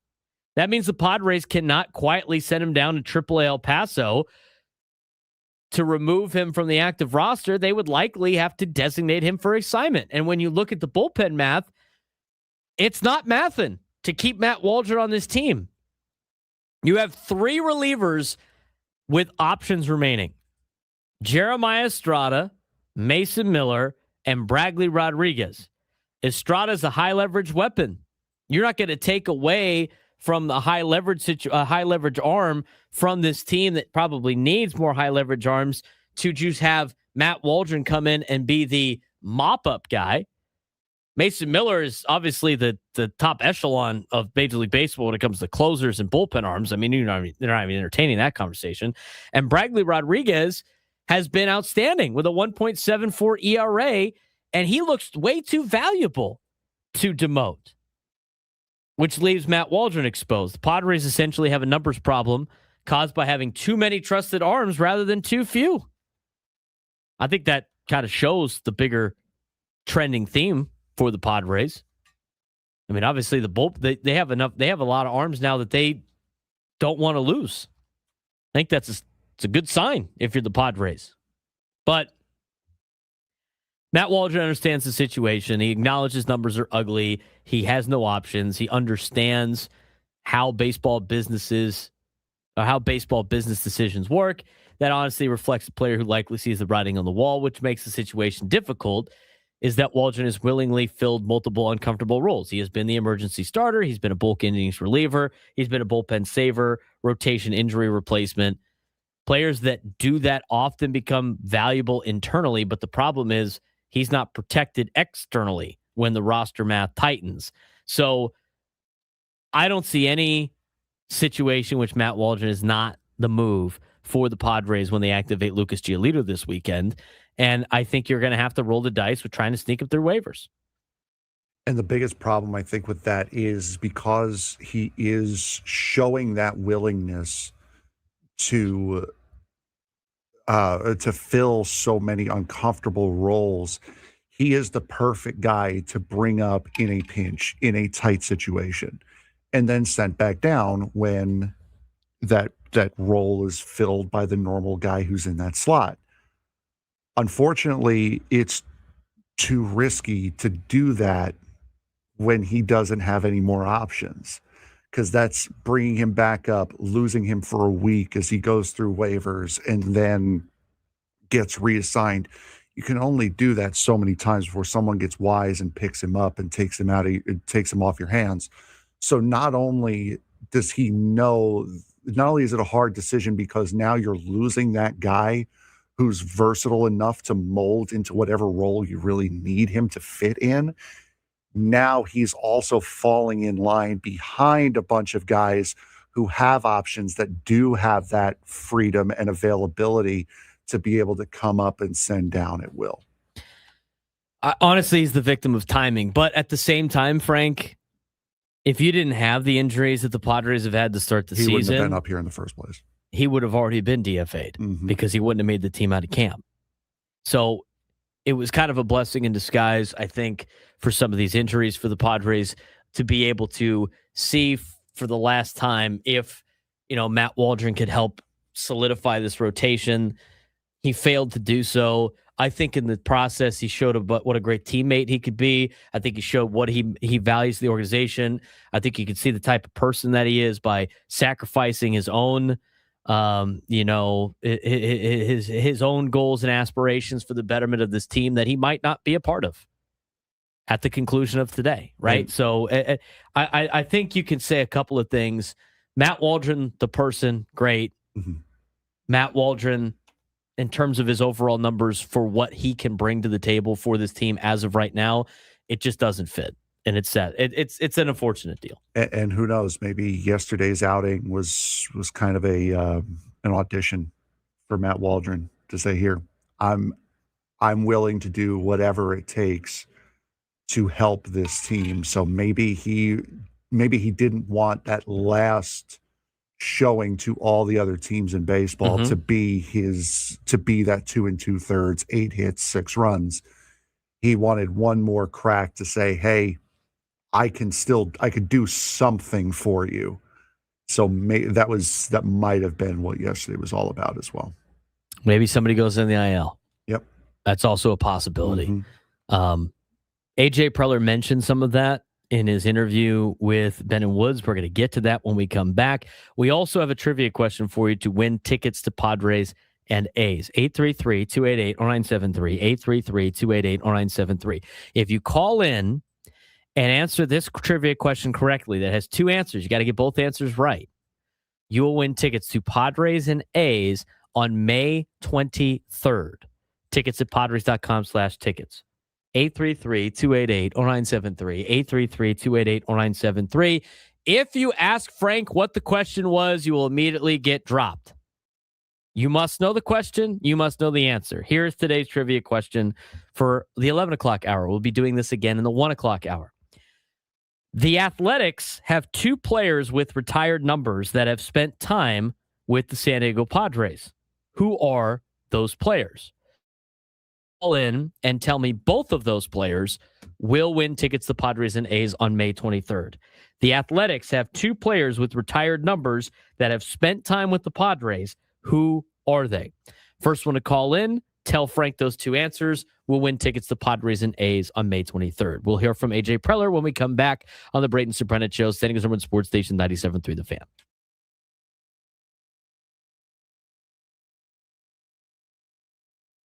This week in motorsports showed one clear theme. When the race gets chaotic, the best drivers rise above it. At Watkins Glen, Shane Van Gisbergen was in a different league, slicing through the field from 29 seconds back to win by over 7 seconds. In NASCAR, Connor Zilisch and Caden Honeycutt turned strategy chaos into dramatic finishes, while rivalries like Gibbs and Priest are starting to boil over. In IndyCar, Christian Lundgaard turned strategy and patience into a statement win in Indianapolis. Across every series, one thing is clear: speed wins races, but execution wins weekends. Let's start with NASCAR. This week delivered everything from dominance on road courses, late race chaos, strategy gambles, and few growing rivalries across NASCAR and IndyCar. From Watkins Glen to Texas to Indianapolis, the story of the week is clear: execution under pressure is everything, and one mistake can flip an entire race. Texas Motor Speedway, it was another strong showing for Toyota and Joe Gibbs Racing. Yeah, it was. It was also last week's race. Didn't realize that was still in there.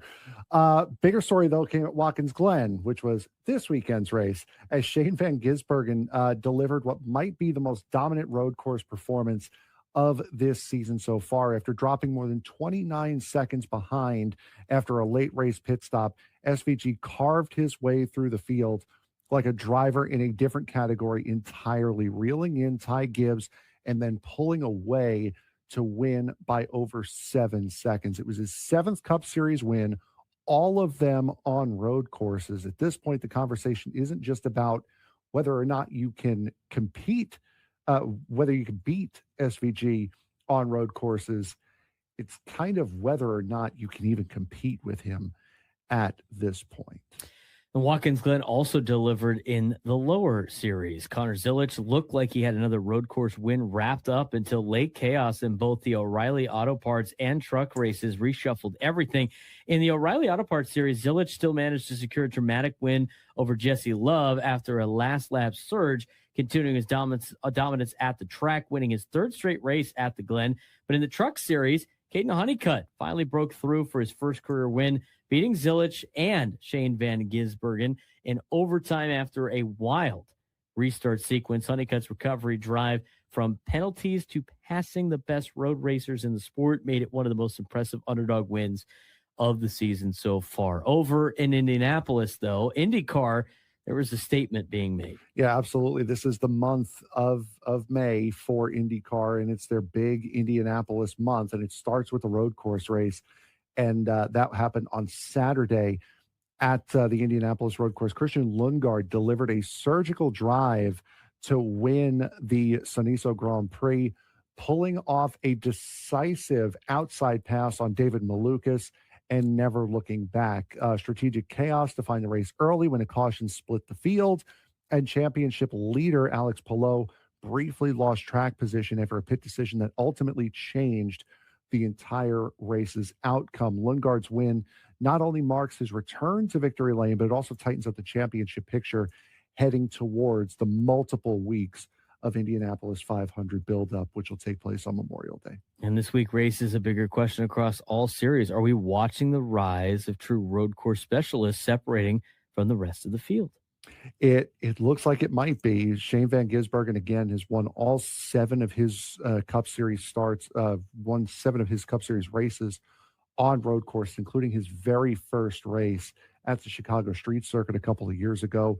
Connor Zilic really proved that while he's had kind of a average oval season so far, he proved that he can still be the guy who won and dominated the Xfinity, now the O'Reilly Auto Parts Series Championship last year.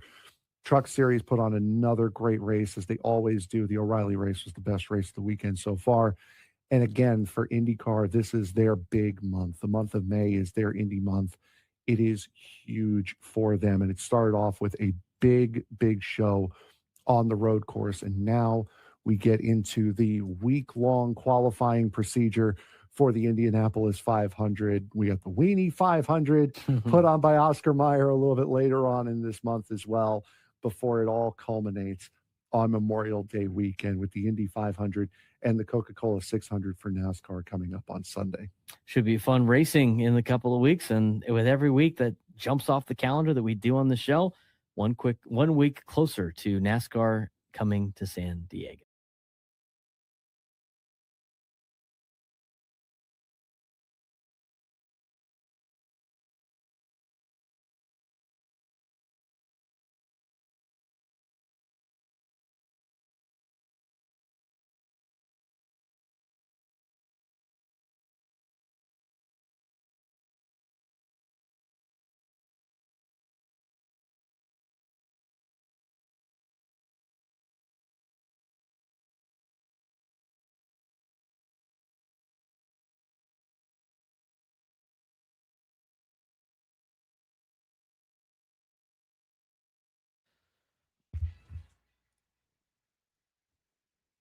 Dodgers come to town on Monday. They're going to be here Monday through Wednesday next week for a showdown of the top 2 teams in the National League West. Limited tickets are still available. Don't let Dodger fans take over Petco Park. Get your tickets today at Padres.com/tickets. I hope the Padres win 2 out of 3 this weekend, just so we calm everybody down for Monday, Tuesday, Wednesday, and Thursday. There's going to be 4 interesting shows. It's going to be a long old week. It's going to be next week's going to be long for 2 reasons. Okay? We actually have a full week. Well, for 2 potential reasons. One, if the Padres don't do well against the Dodgers, which is possible. Oh my God, the overreacting. It's going to be worse than our NFL overreactions that we do. The overreacting. If the Padres do well against the Dodgers, oh my God, the overreacting. I tell you what, maybe we could talk this into being right, but too early. I tell you what, you want to pick a time for Fernando and Manny to just kind of like snap out of it? Wouldn't that be a great time to do it? Like start raking against LA? It's like a couple of bulls, just wave some blue in front of them. They'll be all right. You know what? If they, let me ask this question. I'm asking you what you think the reaction's going to be. If Manny and Tatis just light it up Monday through Wednesday, which I don't know why you would have any inclination that things are just going to flip like that all of a sudden. If they just both go on a tear Monday through Wednesday and the Padres beat up on the Dodgers for 3 straight days, or they take 2 out of 3, okay? Mm-hmm. Does that forgive the start of the season for both of those players? Retire their numbers on Friday pregame. just retire them. If the Padres take 2 out of 3 from the Dodgers next week and Fernando and Manny just carry the team, and Fernando gets his first home run of the season and racks up a couple, and Manny just goes off, and like, does everybody just take a sigh of relief on the start of the season for Fernando and Manny? It will forgive a lot of ills for sure. It will forgive a ton of ills. I think that's the case. I think people would be like that. I'm not saying that's going to happen. That is not going to be my bold prediction next week. Hopefully they take 2 out of 3 from Seattle. They already swept them here in San Diego. They did need a magical comeback in one of those. It would be nice to get the offense going. I think a lot of it starts with the leadoff guy. I mean, leading off innings, you're not getting any type of production in terms of the leadoff position. As much as you want to break this down, and this is where I got to yesterday. I was sitting there trying to find different angles on what's causing the offensive problems. Even with the leadoff guy not doing well, you can't really point to anything on this offense that's really doing that great. No. And we talked about that earlier in the show. We did, by the way, really quick. We did get an answer to our trivia question. We did. By the way, Edmund in San Diego correctly saying that the two A's that have had their numbers retired that spent time on the Padres were Ricky Henderson, who spent time everywhere, so that was a gimme answer, and Raleigh Fingers. Juan just made a bold prediction here. What are we talking about, Juan? Juan in the YouTube chat said, if that happens, I'll get a Tatis tattoo on my chest. If what happens? How much of that needs to happen? We threw out a lot of different scenarios. First home run for Fernando and the Padres sweep, or is it a Padres 2 out of 3? Or they both rake? I mean, what signifies this? That usually ends poorly for people that do that. Yes, it does. One of my friends did that with the triple play. Did I tell you about that a couple years ago? Was that last year, 2 years ago? What was that? Was that 2 years ago? That was 2 years ago. Yeah, it was 2 years ago. When they clinched the playoff spot on a triple play? Or was that last year? 2 years ago, right? I don't remember. They had the triple play against the in Dodgers. LA, yeah. They're in a jam, right?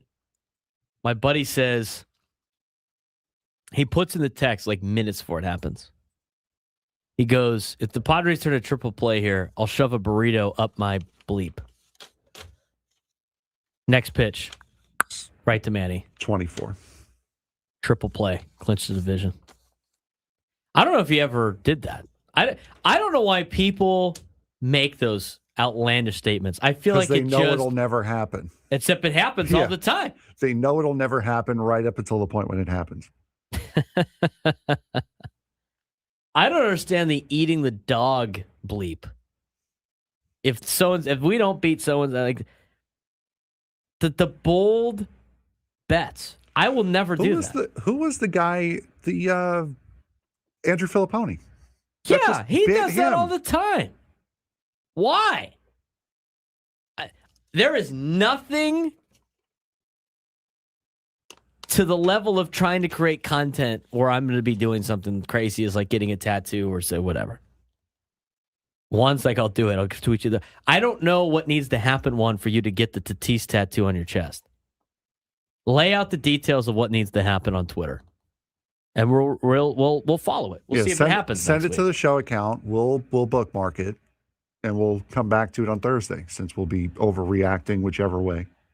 Look, man, I do not want to encourage that. I mean, that's a permanent thing. So, one, you do what you will. Maybe you change it to something. You'll do something else. Maybe you'll get a fake tattoo. I need to see you get a Fernando tattoo on your chest. But you know what? It's in the chat. What did he say? Didn't say. He just says, if it happens, I'll get a Tatis tattoo on my chest. I don't know what he said will happen, but we'll get to that. Let's get to today's sports thread. A lot going on in the sports world. You know that group chat? The one that's always blowing up with the biggest sports takes, debates, and breaking news? You got barbecue back there, and you didn't invite me? Yeah, we've got that too. Welcome to the Sports Thread, where we break down the top 5 stories in sports, just like you would with your crew. Oh, no! Disaster! What a bad idea! No filters, no silence, just real talk.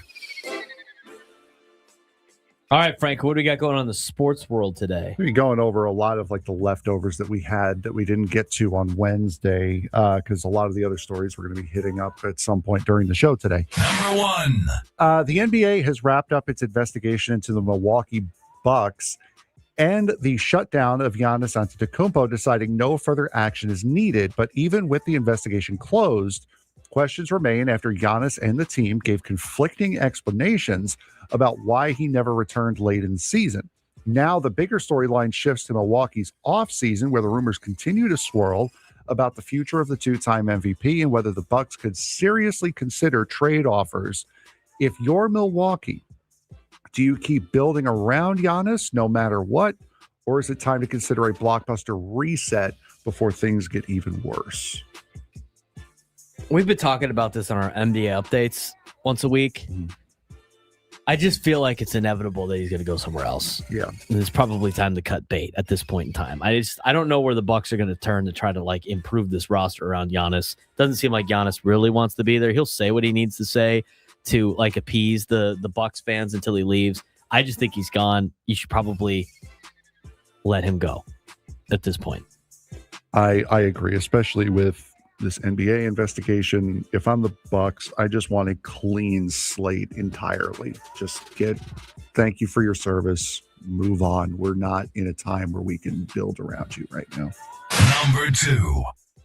Charlie McAvoy has been suspended for 6 games by the NHL for his retaliatory slash on Zach Benson during the Boston Bruins playoff series against the Buffalo Sabres. The league called the play intentional and outside of the flow of the game, making it one of the harshest NHL suspensions handed out in recent years. McAvoy can still appeal, but the punishment sends another message about the league trying to crack down on dangerous retaliatory plays in the postseason.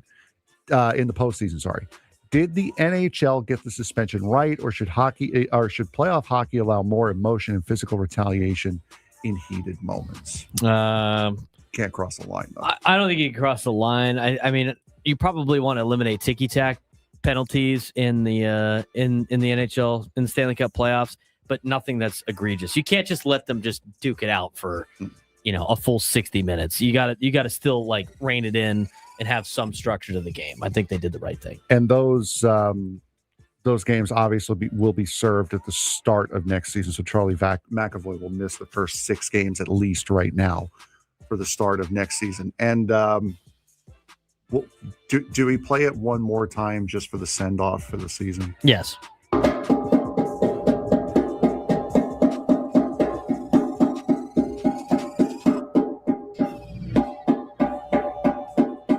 Get some rest, buddy. Or Ben Halfquack. The Ducks looked tired last night. They looked tired. They looked like they had, I don't know, half their roster under the age of 25, which is literally what it is. They looked tired last night against the Knights. So I think it would have been rough for even if they forced the game 7 and made it through the series. I don't think anybody's beating the Avalanche on the Western side of things. So they're going to be good for a lot of years coming. A lot of their players are under the age of 25. I mean, we talked about it off air, but Dostal had the most minutes out of any goaltender in all of the NHL when you include the playoffs, when you include the Olympics, when you include the regular season. He's only 25. Most of their stars are under the age of 25. And that's not even talking about McQueen and some of the goals that are supposed to be contributing factors over the next couple of years for the NHL club for the Anaheim Ducks. So don't let last night, for all the Ducks fans that listen to our show, because we do have a decent amount of Padres fans that are Ducks fans, some San Diego people that are Ducks fans, don't let last night's loss and how this thing finished take away from the fact that was a great season for Anaheim. Oh yeah, they were 100% playing with house money. The fact that they got past Edmonton was fantastic. Great on them. Congratulations. You knew that Vegas was going to be tough, and unfortunately, the frustrating thing is you swept them in the regular season. Yeah, I mean, it was only so many times you're going to be able to win 4-3 in overtime against the Vegas Golden Knights. Yeah, it did not go well, unfortunately. Vegas in 6 turned out to be the right call. Number 3. The Atlanta Braves suffered another tough injury blow as catcher Sean Murphy is expected to miss up to 8 weeks with a fractured finger just days after returning from hip surgery rehab. With Murphy sidelined again, the Braves are leaning even more heavily on breakout young catcher Drake Baldwin, who has been one of the team's bright spots offensively this season. Atlanta also added veteran catcher Sandy Leon for depth as they try to stay afloat through another injury setback. How much can one breakout young player change a team's season when injuries keep piling up around them? Well, they're going to have to kind of like save the day, and that's where good teams emerge, right? That's the depth that you have when star players go down or everyday players go down. You got to be able to backfill with young players that you believe in. So Another injury for Atlanta. See how many they rack up this year, throughout the year, and see if that is a contributing factor to them down the stretch.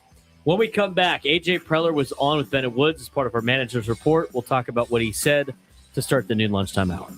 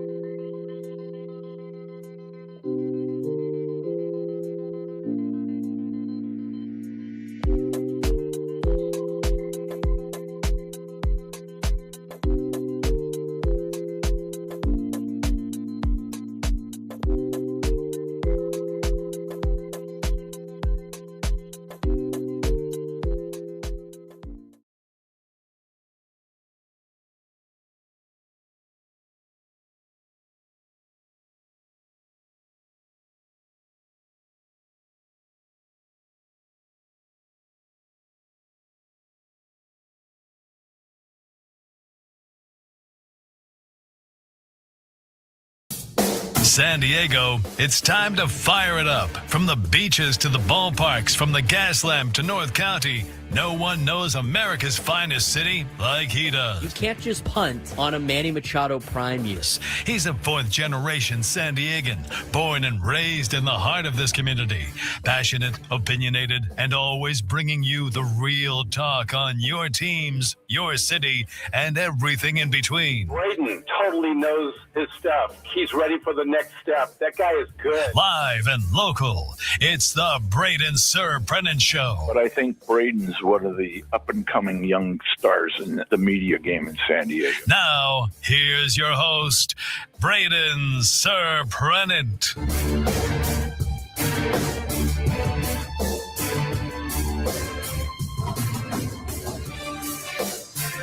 New lunch somehow the fan. Brought to you by the Craft Taco, both flavors, 2 locations, Serrano Valley and inside Balboa Park's Natural History Museum. I'm waiting for the tacos. Where are the damn tacos at? Where are the tacos at? Where's the barbecue at? Rod, back at the desk, still full stomach after barbecue. Wow, Rod, have a Friday, huh?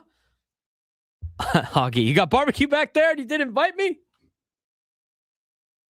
Always great. Always great. Rod shared the photo. Oh, man, he made himself the barbecue. He's got his smoker going. Wow. Potato salad, all the fixings. Rod sent his plate. I'm starving now. Look at that. Rod doing it up right. Those look like beef ribs. He's explaining the video. I can't watch it, obviously, right now because whatever. But he's grilling for the boys over at the shop.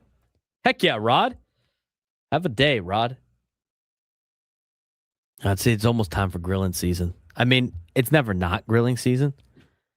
I want to grill some stuff on Sunday because I actually have Sunday off. So this is the last 2 days of USD baseball for the regular season. Now, I do want to talk a little bit about college baseball. Like all of our teams are right there competing for a spot in their respective tournaments. I'm pretty sure on our updates, like did UCSD already clinch a spot in the tournament? Yes, UC already did. San Diego State was like in first place. The Aztecs last night, I believe, clinched first place in the Mountain West, and now we're just waiting on your side. Yeah, USD. So here's the situation with USD. This is wild, by the way. This is like whole conversation that they had. So, yeah, Aztecs have a 2-game lead with 2 games to go over the weekend. As the number 1 seed, I'm pretty sure that they have already beaten Washington State and Air Force on their head-to-head. So San Diego State will have the number 1 seed in their Mountain West tournament. UCSD has clinched their Big West tournament. It's going to be tough for them to try to make it out with the Santa Barbara playing so well as Cal Poly. That will be at UC Irvine in a next weekend. Both San Diego State and UCSD are going to have to win their respective conference tournaments if they want to make the NCAA tournament. So hopefully one of these schools in town is able to do that. As for USD, so USD right now, here's the situation. I said it on the broadcast last night a couple of times. And by the way, shout out to Jaden Lobliner for hitting for a cycle last night. And he left the hardest one for the end. It was a triple. For anybody that's been to Fowler Park, there's not a lot of space out there. It's 312 to left.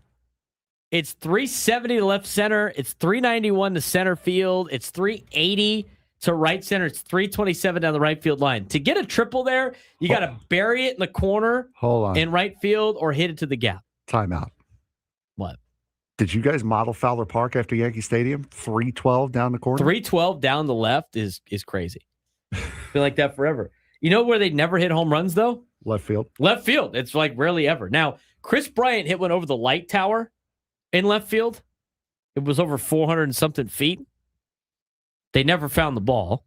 That's why there's like the KB on top of the light tower. He hit it over the light tower. I've seen a lot of people hit it on top of Manchester Dorm over there in right field. But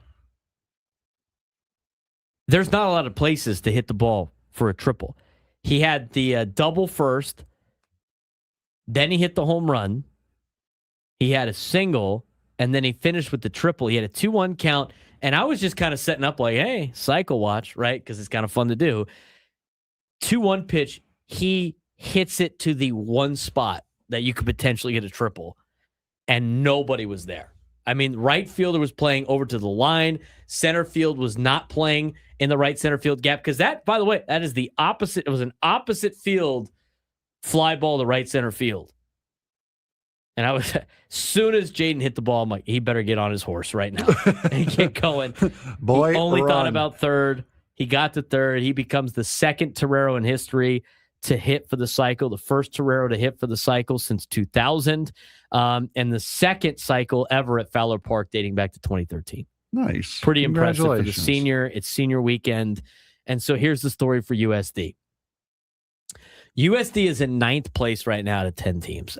They have not had a great year. They're 10-14-1 in conference play. They're 18-30-1 overall in the season. They played tough competition, but the pitching's been rough, to say the least. They are competing for the final spot in the bracket. In the West Coast Conference, 6 teams make the West Coast Conference tournament. You have to play into the 4, so like the first round of games will be 3 through 6 play each other into the next round, and then it turns into like a regional. We're a 4-team double elim. Mm-hmm. Gonzaga's already got the number 1 seed. They lead Pacific by now 4.5 games. Pacific through San Francisco can kind of move spots around in the next 2 days, but they're all safe. Pacific, Pepperdine, St. Mary's, and San Francisco. 5 out of the 6 have already punched their ticket to Scottsdale. Portland, Santa Clara, Seattle, and San Diego are 4 teams battling for 1 spot, all within a half game of each other for the final spot in the WCC playoffs tournament. LMU's way out of it. They're 3-22 in conference play. They're 12-42. They're 1-26 in road games. That is just an unreal level of tough, is what I'm going to say. San Diego's playing LMU this weekend. So they won last night. They almost run-ruled LMU in 8 innings. They kind of needed it a little bit late, but they have LMU for the next 2 days. This is what San Diego needed going into the weekend. San Diego needs to sweep LMU. They need Portland to lose 2 out of 3. They need Seattle to lose 2 out of 3. And they need Santa Clara to lose 1 game this weekend. Last night, Portland got crushed by Pacific. Seattle got run-ruled by Gonzaga. And Santa Clara actually run-ruled a team. They're on a hot streak. They've won 6 straight. So over the next 2 days, San Diego needs to go 2-0 against the team that has won 3 games in conference all year. And they need Seattle, who's playing the number 1 team in the conference in Gonzaga, to go 1-1 against them in the next 2 days. They need Portland, who's playing the number 2 team in conference in Pacific, to go 1-1 over the next 2 days. Or 0-2. It's fine. And they need Santa Clara to go 1-1 against Pepperdine, who's the number 3 team in the conference, over the next 2 days. And USD is in. And you know why they're in? Because the game on Sunday was a tie because of travel. It's the only tie in conference. You're not supposed to have ties in conference. There was a crazy conversation with the umpires before the game on Saturday about what time the flight was for San Diego. When's our drop dead time? This is stuff you do in non-conference. You don't do it in conference play. The umpires push this. And so San Diego's like, well, our flight's at 9 and we're an hour and a half away from the airport. Like, whatever. That's our information. So the umpires are like, cool. 4:30 is can't start a new inning after 4:30. USD on Sunday against Pacific had an 11-8 lead at 4:35 going into the bottom of the 8th inning, which means the 8th inning is the last inning. USD pitching gives up 3 runs. It's now 11-11. Game ends in a tie. Conference is freaking out. They're like, what are you guys doing? Well, they agreed upon, there's all this stuff. Why did you have the flight at 7? We don't have a flight at 7. We have a flight at 9. Oh, they said 7. Huge chaos. San Diego goes, all right, we'll go back out there and finish the game if we have to. No, you can't do that. And then, so they start getting changed and dressed for the airport. San Diego, 45 minutes later, gets a phone call from the West Coast Conference going like, all right, up to you guys. You want to go out there and play again? At that point, they're like, we're already dressed ready for the airport. We're not going to go out there now. You guys kind of did this. And so the conference is like, all right, well, we're just going to have it end at a tie. Here's the problem with that. San Diego lost the series to Portland, lost the series to Seattle. They did win the series over Santa Clara, but now they are not able to tie Portland or Seattle due to the half game, which means the tie actually benefits USD because of the situation I told you beforehand. I would imagine if that's the case and they make the tournament as a 6 seed, Portland and Seattle are going to have a fit. They're going to be bitching so bad. Yeah. I could not imagine another scenario. They are going to pitch a fit.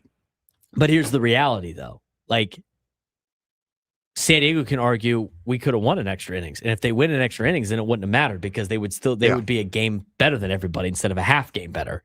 So it's going to be interesting. It's going to be some wild play in the WCC this weekend. But I want to give Jaden Lobliner a shout out for last night, getting the cycle. Great to see.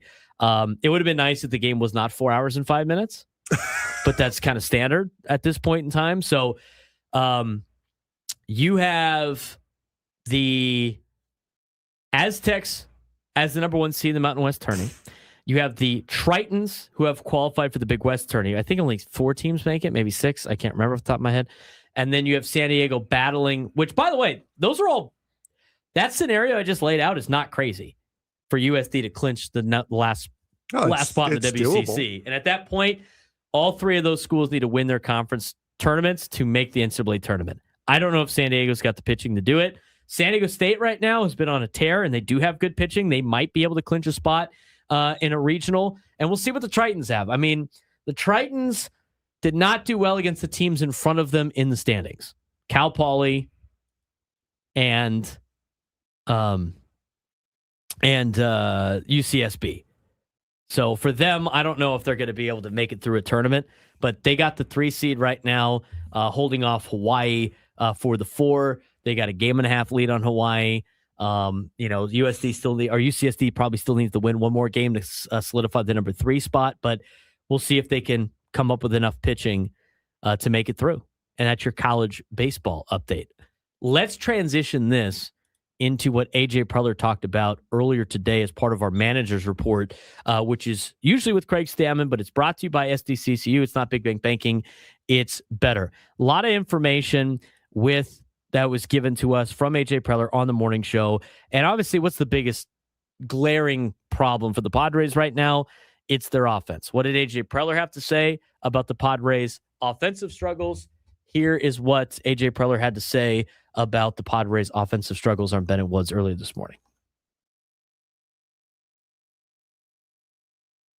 Yeah, I mean, obviously, I think, you look at our team and, I think on the positive side is that we've found a way to win a lot of baseball games, and we're, sitting there, near or at the top of the standing for most of the first 40 games, which is kind of the quarter point, and a lot of guys contributing, obviously a lot of big swings late in games. And, at the same point in time, we all know that, overall over the course of 162, we know what kind of the standards are and what you need to get to as a group. And, and we haven't swung the bat the way we need to. And our offense overall, if we're going to be there at the end of the season and not just after 40 games, I think, everybody in the building, everybody on the team will tell you, we're capable of more. So, I think the part I think that,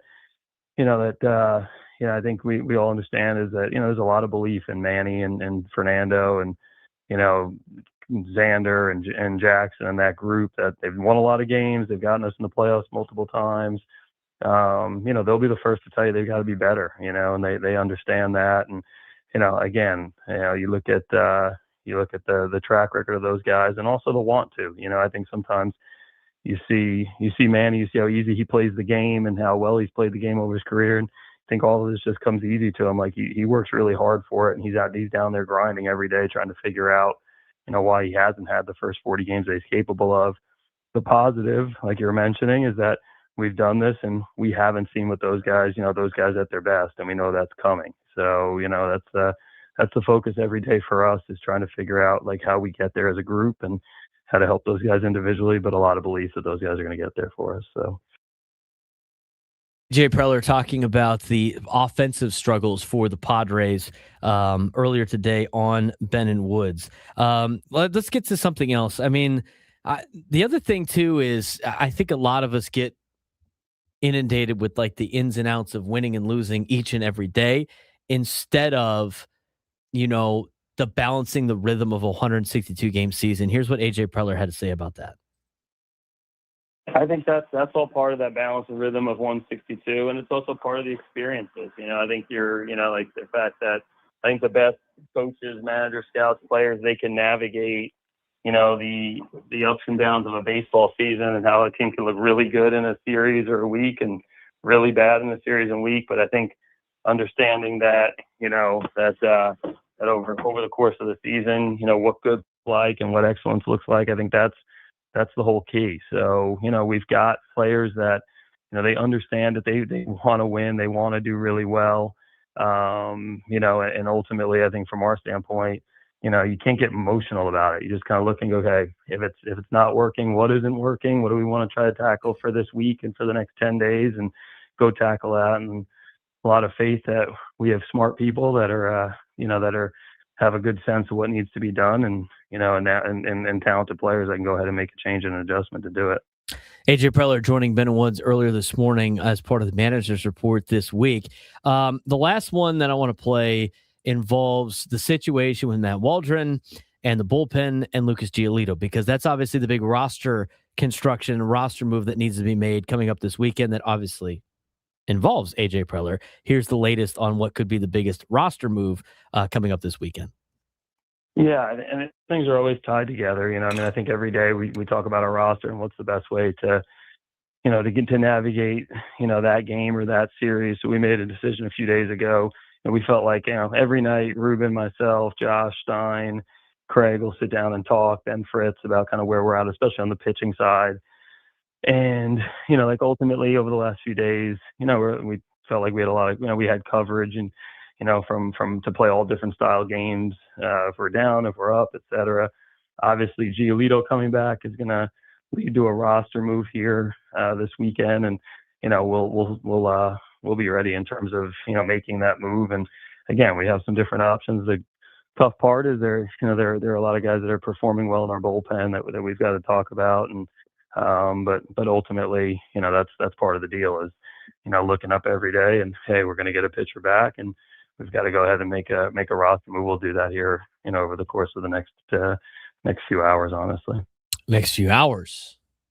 That was earlier this morning. Haven't seen anything yet. We'll see what the Padres decide to do with this pitching situation. Obviously, with Lucas Giolito potentially coming back at some point this week, and we'll talk more about that in just a little bit. But when we come back, an event going on this weekend with On Back. They have their Beer Fest tournaments. They're getting ready for the big summer of over the line tournaments. Everything you need to know about signups for the World Championships, as well as an event to have a good time this weekend, put on by On Back. Tom Doyle will join us next on the Braden Surprenant Show, San Diego Sports Station 97 through the Fan. The San Diego Toreros are stuck in a pattern right now. Competitive starts, but inconsistent finishes. Against UC Irvine, they jumped out to a 4-0 lead early behind strong hitting and another huge on-base performance from CJ Moran. For a moment, it looked like control, but then everything flipped. UC Irvine stormed back with a key 3-run homer, and San Diego was held to just one hit the rest of the way in a 9-4 loss, and that's been the theme all season. This is a team with real talent. Andrew Ghana, CJ Moran, Phoenix Brandt, they're producing, but the consistency over 9 innings just isn't there yet.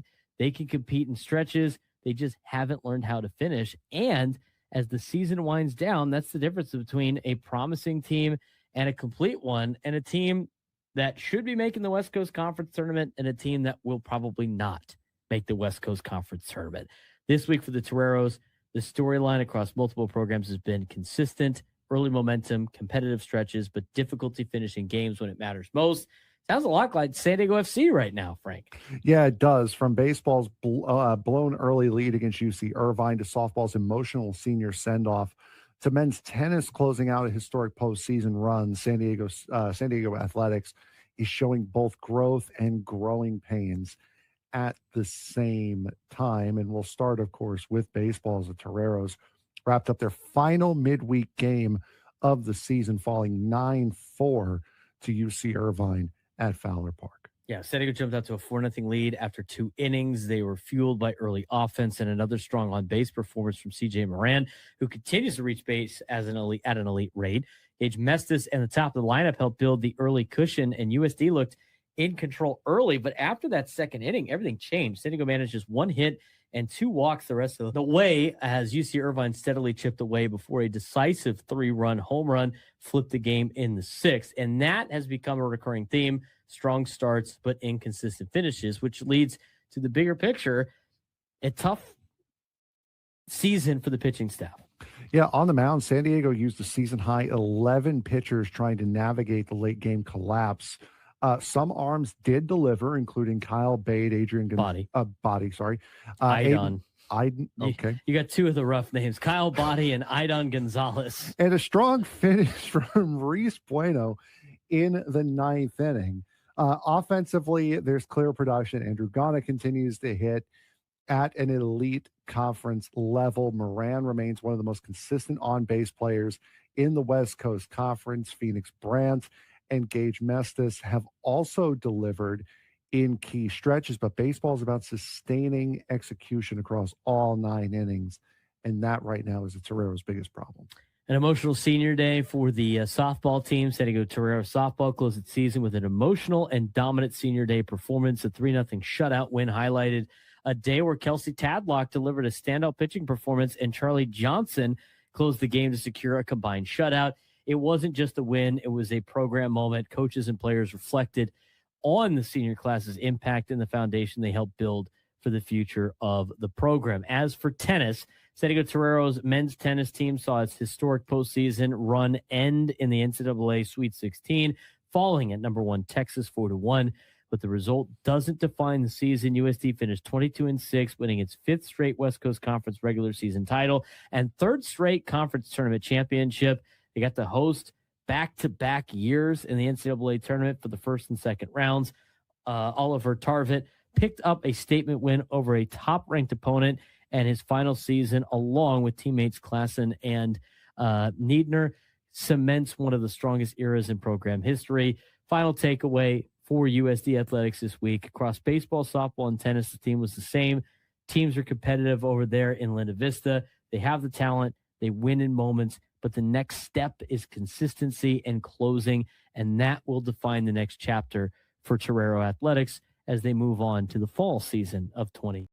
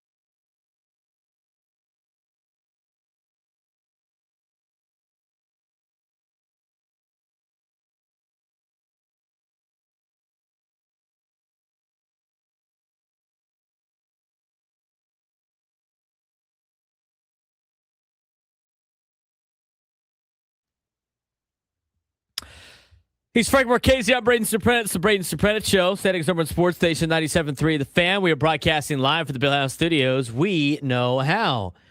Starting to get into the summertime here in San Diego. We still got obviously a couple of weeks away from June 21st, which is the first day of summer, longest day of the year. And as we get closer to summertime in San Diego, you think of a couple of things. You think about going to the beach, thinking about, bonfires, thinking about barbecues, and of course, a mainstay event in San Diego coming up, On Back, Over the Line. Now, the big tournaments, the World Championships are in July. We will get an update on that in just a little bit, but they start with a lot of different events that help out, obviously, in the communities and do a lot of fun things in town. They have one tomorrow with the Ombak Beer Fest tomorrow. And for more information on that, we bring in a representative from Ombak over the line. We've had him on a couple of times before. His name is Tom Doyle. He joins us on the SDCCU fan hotline. It's not big bank banking, it's better. Tom, what's going on? Happy Friday to you. Obviously exciting times as we get into the summer months and get ready for more Ombak events during the summer. Absolutely. Yeah. Thanks for having me on. It's our kickoff event for the summertime. So we're excited to get out here and set up Mariners Point for a great one-day over-the-line tournament and a super fun beer fest. So part of this, obviously, this tournament, you got a handful of divisions that you put on at Mariners Point, which is at 1215 Mariners Way in San Diego. A lot of people might not know where Mariners Point is. If you play over the line, you know exactly where Mariners Point is. But this is going to be a fun day, all-day event from 7 in the morning to 6 p.m. But you also have opportunities for people to come out, watch, but also be part of the Beer Fest. Tell us a little bit about this event and how it came about, because this is not the first time you've done this event. Correct. Yeah, this is the 10th annual of the event. We replaced this event with or from our coming out party that we had for years, which is a big music festival and fun event that we've had for 58 years before that. So this is the 68th annual event we're hosting here at Mariners. This is a 10th annual Over the Line Beer Fest tournament. But it's a super fun one-day tournament out here on the sand. We got 70 teams across 4 divisions. The men's pro have been playing in smaller feeder tournaments leading up to this because there is a cash prize that's being handed out by Biggie Balls OTL, who put on some small tournaments. Then we have our men's open, women's open, and a men's masters divisions. We have our own beer buggy that'll be pouring society beer, Surfside canned vodka drinks, starting at 7 a.m. when we kick off OTL games. We'll have the Beer Fest from 11 to 3. We've got about 15 to 20 local breweries that are participating in that. The tickets are $40 for the Beer Fest general admission ticket. The brewery partners that we work with all have discount codes for $15 off. And we actually just created a new code the other day that we sent out this morning, one of our mass emails. The code is Boat Club, and a portion of sales from tickets using that promo code are going to provide money back to the Mission Bay Boat and Ski Club, which tragically suffered a fire last weekend. That's actually where our club meets. So we want to do what we can to try and help out the boat club and give back as much as we can. You guys do a great job about doing that throughout the entire year. Obviously, the big tournament is what everybody really talks about. But aside from Beer Fest this weekend, what are some of the other events that are going on that are not the World Championships that you guys put on? Yeah, so we've got our Beer Fest kicks off, tomorrow. Then we have our Junior Overline tournament starting in June. We have 2 of them in June, I believe, and then the World Championships for Junior Overline will be the first full weekend in August. I want to say it's the 8th, but I might be wrong. And aside from that, we're putting all eyes on the 73rd annual Overline World Championships this July Fiesta Island. Hoping to get back up over the 900 to 1,000 team mark again. We brought the spectacle back, and it's a lot of fun to get out there and have a good time at Fiesta Island, but we want to get more people playing the game because it's a game that was created here in San Diego by San Diegans, and we want it to continue and thrive for years to come. So we're trying to do what we can to get more people out, get more people playing. So we have a glove division. I believe they're doing a co-ed division again this year. So whatever we can do to get more people on the sand playing over the line is what our goal is. For anybody, and obviously I play in the tournament. I've gone to watch my dad play in the tournament many a times. I've played with my dad and his buddies in the tournament. I mean, I think a lot of people here in San Diego that grew up with the sport know about Over the Line. But for a lot of our audience members that might have just moved to San Diego or big Padres fans but don't really know what's going on, what is the game about? A quick description of Over the Line for maybe them to go check out tomorrow to watch for Beer Fest to get them maybe excited to sign up. What is Over the Line in the general terms? I'm sure you have to answer that question a lot. I do, and we enjoy doing it. So Over the Line is a 3-on-3 beach softball sport that, again, was created by members of our club back in the 1940s down in Mission Beach. They had the water line on one side as a boundary, and they used some kelp on the other to create the other boundary line. They were waiting on volleyball courts, so they grabbed a ball and a bat, and decided, hey, let's do this, where you pitch to your own teammates. If you get, a pitch from your teammate, you try and hit it into a giant rectangle that's, spoiler alert, over the line. And then the other team has 3 defenders that are playing defense, and you want to have it hit the ground where they don't catch it. If they touch the ball and drop it, it's a hit. If it hits past the last person, it's like a home run. But other than that, any hit is basically moving station to station in baseball and softball. But you don't actually have to run the bases. You just hit the ball, wait till your next turn is up, maybe pitch for your teammate. And then when you're on defense, you got to pick which spot you want to play, front, middle, or back. And then you're trying to catch the ball that they hit and just see if you can, be 1 run ahead of them at the end of the game. That's a fun time. We got Frank out there last year. He had a great time at OTL. We got to get him out there swinging the stick a little bit, maybe this year at the World Championships. For all types of information on Beer Fest for tomorrow, as well as where to sign up for the World Championships, I know you have to buy a pass, I think, for tomorrow as well if you want to participate in Beer Fest. Where can you get all this information for tomorrow, as well as the big tournament coming up in July?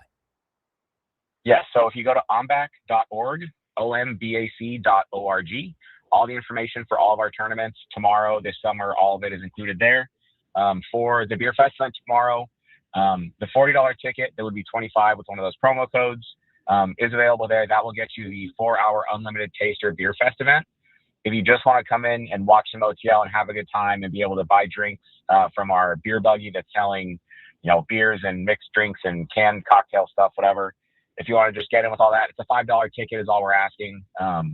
Just to be able to come in, check out the sport, have a great time. It looks like the weather is going to be amazing at Mariners Point. So we are so excited to have this event happen for the 10th annual time.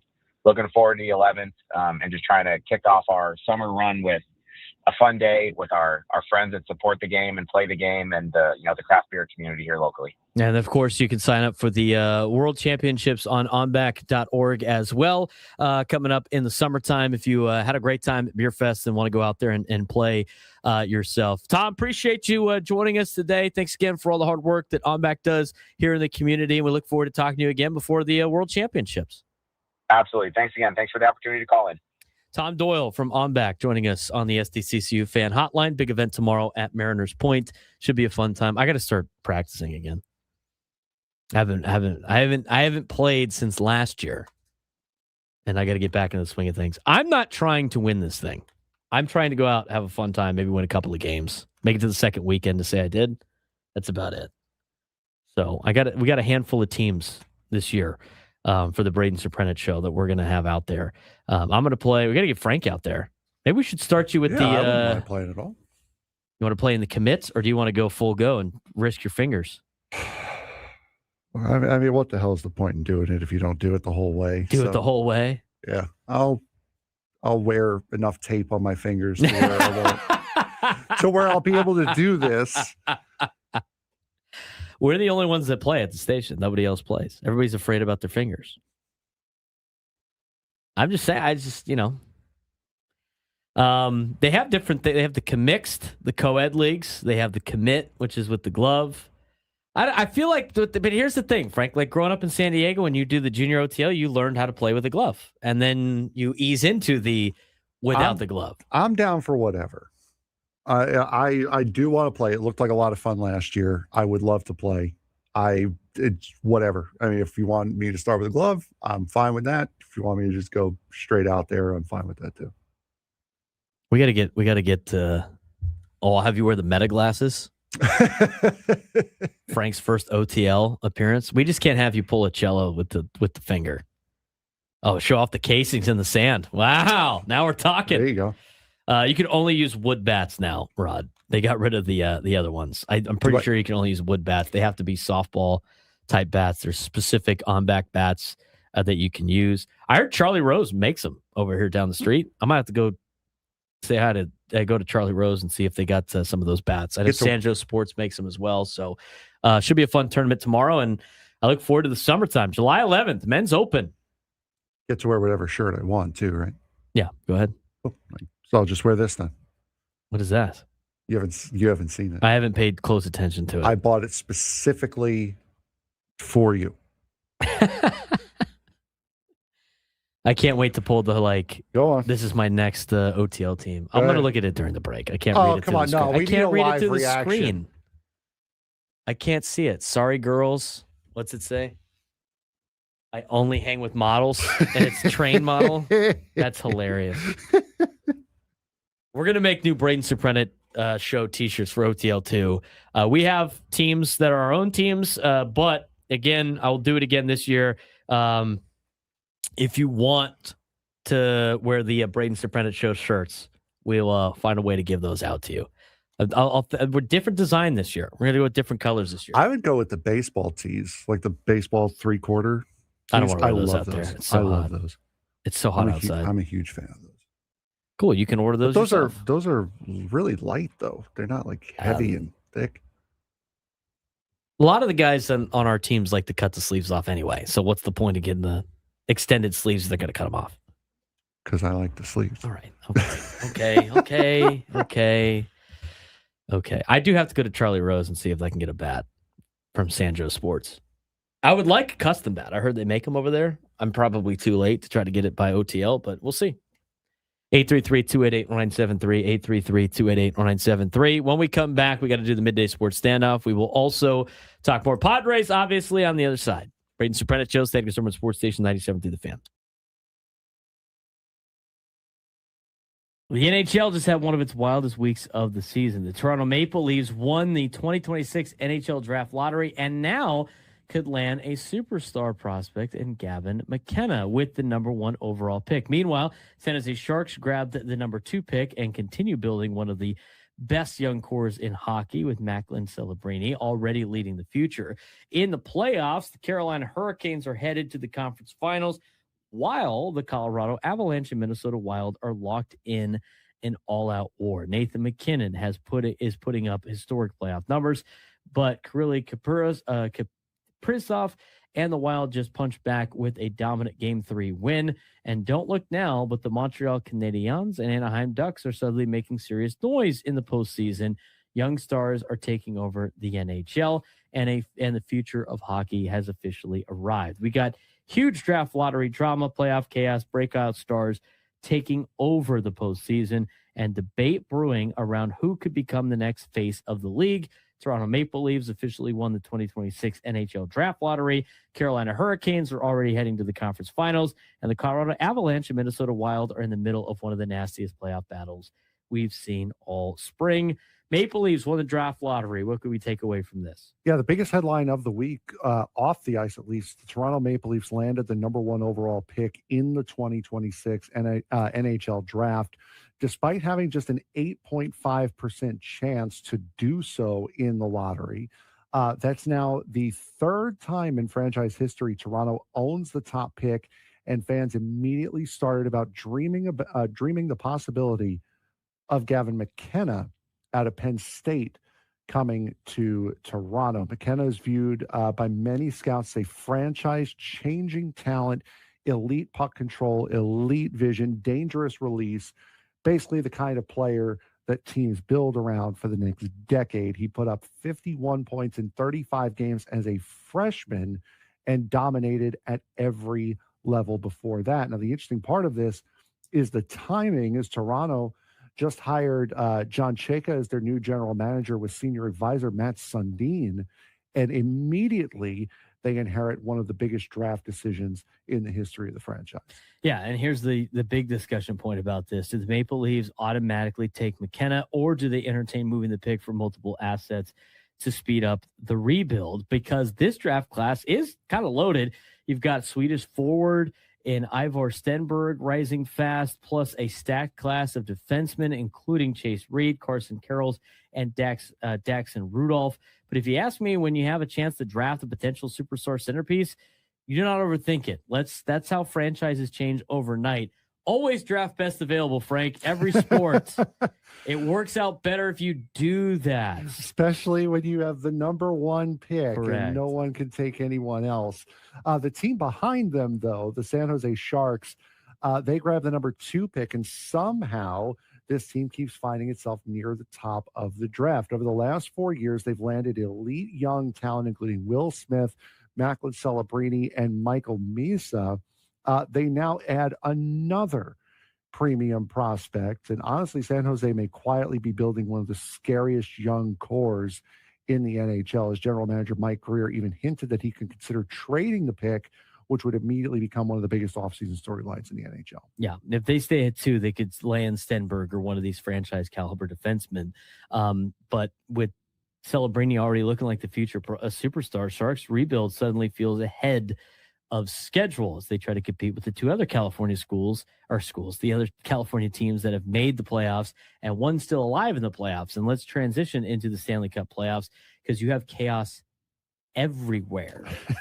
This postseason has been absolutely insane. Carolina has officially clinched their spot into the Eastern Conference Final. They're the first team into the conference finals, continuing one of the most complete playoff runs in hockey. Meanwhile, the series everybody is watching right now is Colorado and Minnesota. Colorado leads the series 2-1, but Minnesota responded game 3 with a dominant 5-1 win, and the Wild are suddenly getting offense from everywhere, especially their defensemen. Yeah, Quinn Hughes and Brock Faber each already have 4 goals this postseason, helping Minnesota set a franchise record from the blue line. But the biggest name in this series is still Nathan MacKinnon, who is scoring at a historic pace. He already has 60 career playoff goals and is reaching milestones faster than almost anyone in NHL history, not named Gretzky or Lemieux. On the other side, Kirill Kaprizov continued to build on his performance this postseason with another 3-point night in game 3. Colorado leading the series 2-1. This series feels like it's going to go all 7. And honestly, as Western Conference Classic written all over it. And speaking of the Western Conference and, well, a couple of other series out there that are starting to shake some things up. It's the Canadiens in the Eastern Conference and the Anaheim Ducks in the Western Conference. 2 younger teams that have also made statements over the weekend. Montreal crushed Buffalo 6-2 behind goals from Cole Caulfield and Slafkovsky, as well as Kirby Dach. The Bell Center was electric, and suddenly Montreal has all the momentum in that series. And out west, Anaheim tied their series with the Vegas Golden Knights at 2 games apiece after a huge 4-3 win at the Honda Center. Ducks team is young, they are fast, they are fearless, and maybe ahead of schedule. That building in Anaheim is looking a lot. 12:42 on a Friday. Where did you get that shirt? Not the one you currently have on. Yeah, no, it was an Etsy purchase. I saw it on Instagram. Texted it to my mom. I said, this would be hilarious. And she said, it'll be here by the end of the week. Like, okay, wait a minute. Got to be careful who you tell that to. Yes. All right. Well, let's talk about. We do need a contestant for the Midday Sports Stand-Up. 833-288-0973. 833-288-0973. If you could take me down in some sports trivia, you'd be qualified for a shot at our grand prize, a $500 gift card to Westgate Las Vegas, the home of legendary Vegas Fun, now offering the Breakaway from Fees package, including a $75 daily dining credit, 2-day spa passes, daily cabaret tickets, complimentary valet parking, and 0 resort fees. Special rates starting at $89 a night. Book now at westgatelasvegas.com. 833-288-0973. 833-288-0973. If you want to jump in on that today, have room for that. In the 1 o'clock hour, we have another trivia question to ask you to potentially give away tickets for A's and Padres. Stay tuned for the 1 o'clock hour. I will say this. We do have some ticket giveaways next week that are going to be good. So stay tuned.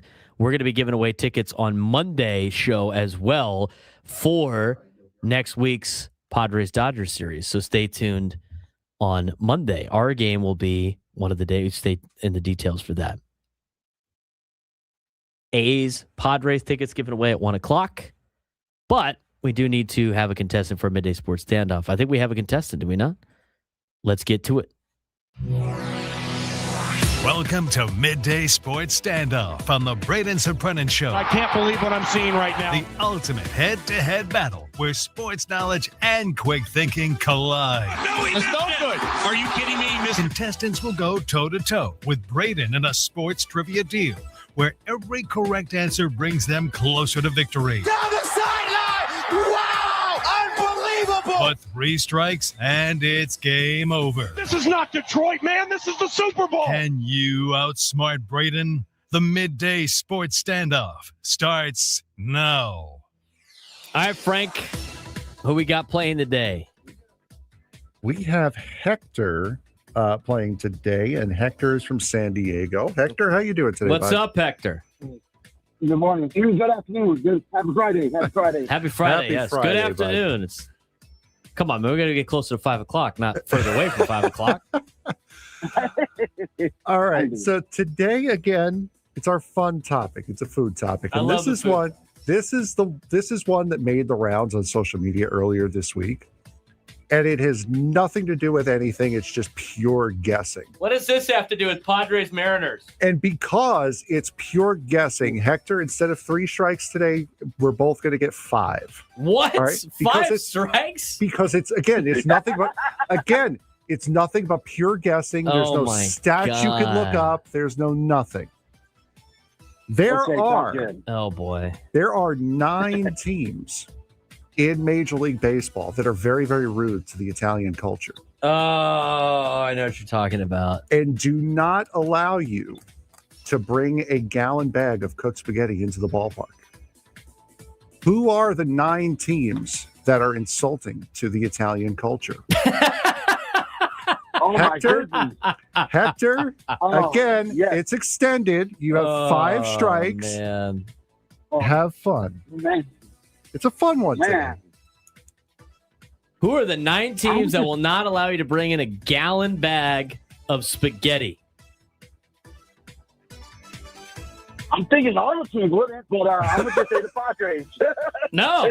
The Padres do allow pasta. Yes, the Padres do allow you. Now, again, Disclaimer. Disclaimer.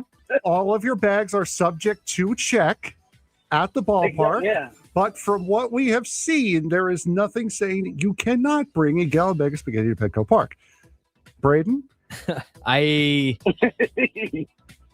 feel like the Mets, for some reason, don't want to embrace their Italian fans. They just had Italian Heritage Night too, and you weren't allowed to bring in pasta. They just had it yesterday.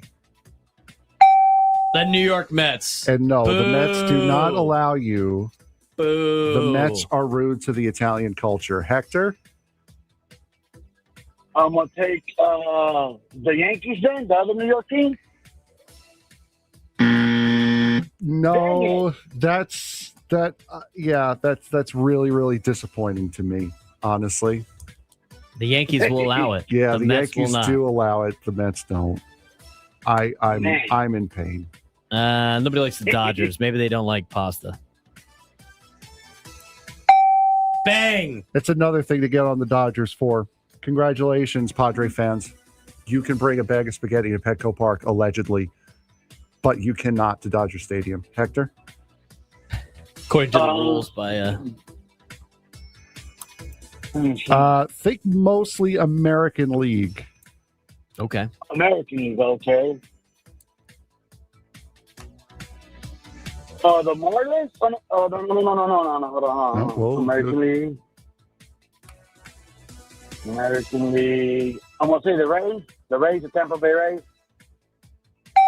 Nice. The Rays. Hey! The Rays do not allow pasta at the Trop. No pot. No. It does not. Gallon-sized pasta at the Trop. It does not mix well with orange juice, from what we've heard. Man. All right, you said think American. Are there any more National League teams There on are there? 2 more National League teams, but most of the teams are American League. Baltimore Orioles. They'll allow crab cakes, but no pasta. Dang it. Nope. They'll allow the spaghetti, the gallon spaghetti, when they acquired Pete Alonso. Baltimore is Italian friendly. Hector? American League. I'm going to go just to the Toronto Blue Jays. Not bad. Ah. Not a bad guess, but no. Yeah, this one's hard because there's like no stats. There's nothing to think. Minnesota Twins. They seem strict. No, they allow pasta. No, come on. I'll give it. Okay, so let's narrow it down a little bit more here. You got one team left in the American League East, one team in the Central, two in the West. In the AL Central? Yes, in the American League Central. And two in the AL West. Two in the AL West. You also have one more in the National League East and one in the National League Central. So one in pretty much every division except for the NL West. Only the Dodgers do not allow pasta. Yep. More reason to hate them. Angels? One thing Artie Moreno does right. I mean, the owner allows spaghetti in a gallon bag to come through his turnstiles. Juan in the chat, Frank still rooting for a team that engages in the anti-Italian discrimination. It's true. All right, the Boston Red Sox, because we've named all the other ones. Yes, Boston, correct. Don't try to smuggle pasta into Fenway Park in a gallon-sized Ziploc bag. Hector, another hint. Yes. Padres play them not this weekend, but next weekend. American League team. We've been giving away tickets for this team. I know that it's the A's, the Oakland A's. The Los Oakland A's. Hector, Braden. He's going to telegraph it for him. That's one of the AL West teams? Yes, that's one. He's on his last strike. That's why. A little help. One NL East, one NL Central. You got one in every division except for the AL West. The AL East and the NL West. I feel like with some of these traditional ballparks, they got rules like that. So maybe we go with Wrigley Field and the Cubs. No pasta there. That's what I was going to say, Wrigley. Nope. Dang. Man. Hector? Uh-huh. It's a city I hate. I mean, you hate everything. Well, no, there's a city that I really, really hate. Oh, well, that's not New okay. York. All right. I'm going to just say Detroit. I don't know. AL Central? Wow! Bingo. The shot in the dark, and you both are tied. Frank hates Philadelphia. The Phillies are worried about cheesesteaks. No pasta allowed in a gallon bag. Exactly. Philadelphia hates Italians. Confirmed. Hector. Even though they're like you got one biggest cult hero is an Italian. There's two left. One in the American League West and one in the National League Central. Central. Yeah, I don't even know because I don't know but I'm gonna say the Cardinals. I'm gonna just say the Cardinals. Wow! The shot in the dark. The Cardinals. I guessed on all of them. That was great. Oh my goodness. It's 4-4. All right, so we had A's. We already guessed the Angels. We're down to the Astros, the Rangers, and the Mariners that we haven't guessed yet, right? Okay. Mm-hmm. Well, it's a shot in the dark. Everybody hates the Astros. What if they hate the Astros for pasta? I feel like the Texas teams probably allow pasta. I'm going to go with the Texas Rangers. Texas Rangers don't allow Ziploc bag of pasta. Hector, I feel so bad. The Texas Rangers! The Texas Rangers are the team. Stars at night are big and bright. Deep in the heart of Texas. Hector, that was an incredible, incredible game. Wow. Braden You gave too many hints, man. It was a fun topic based on absolutely nothing but pure nonsense. Yeah, I gave a little bit of extra help.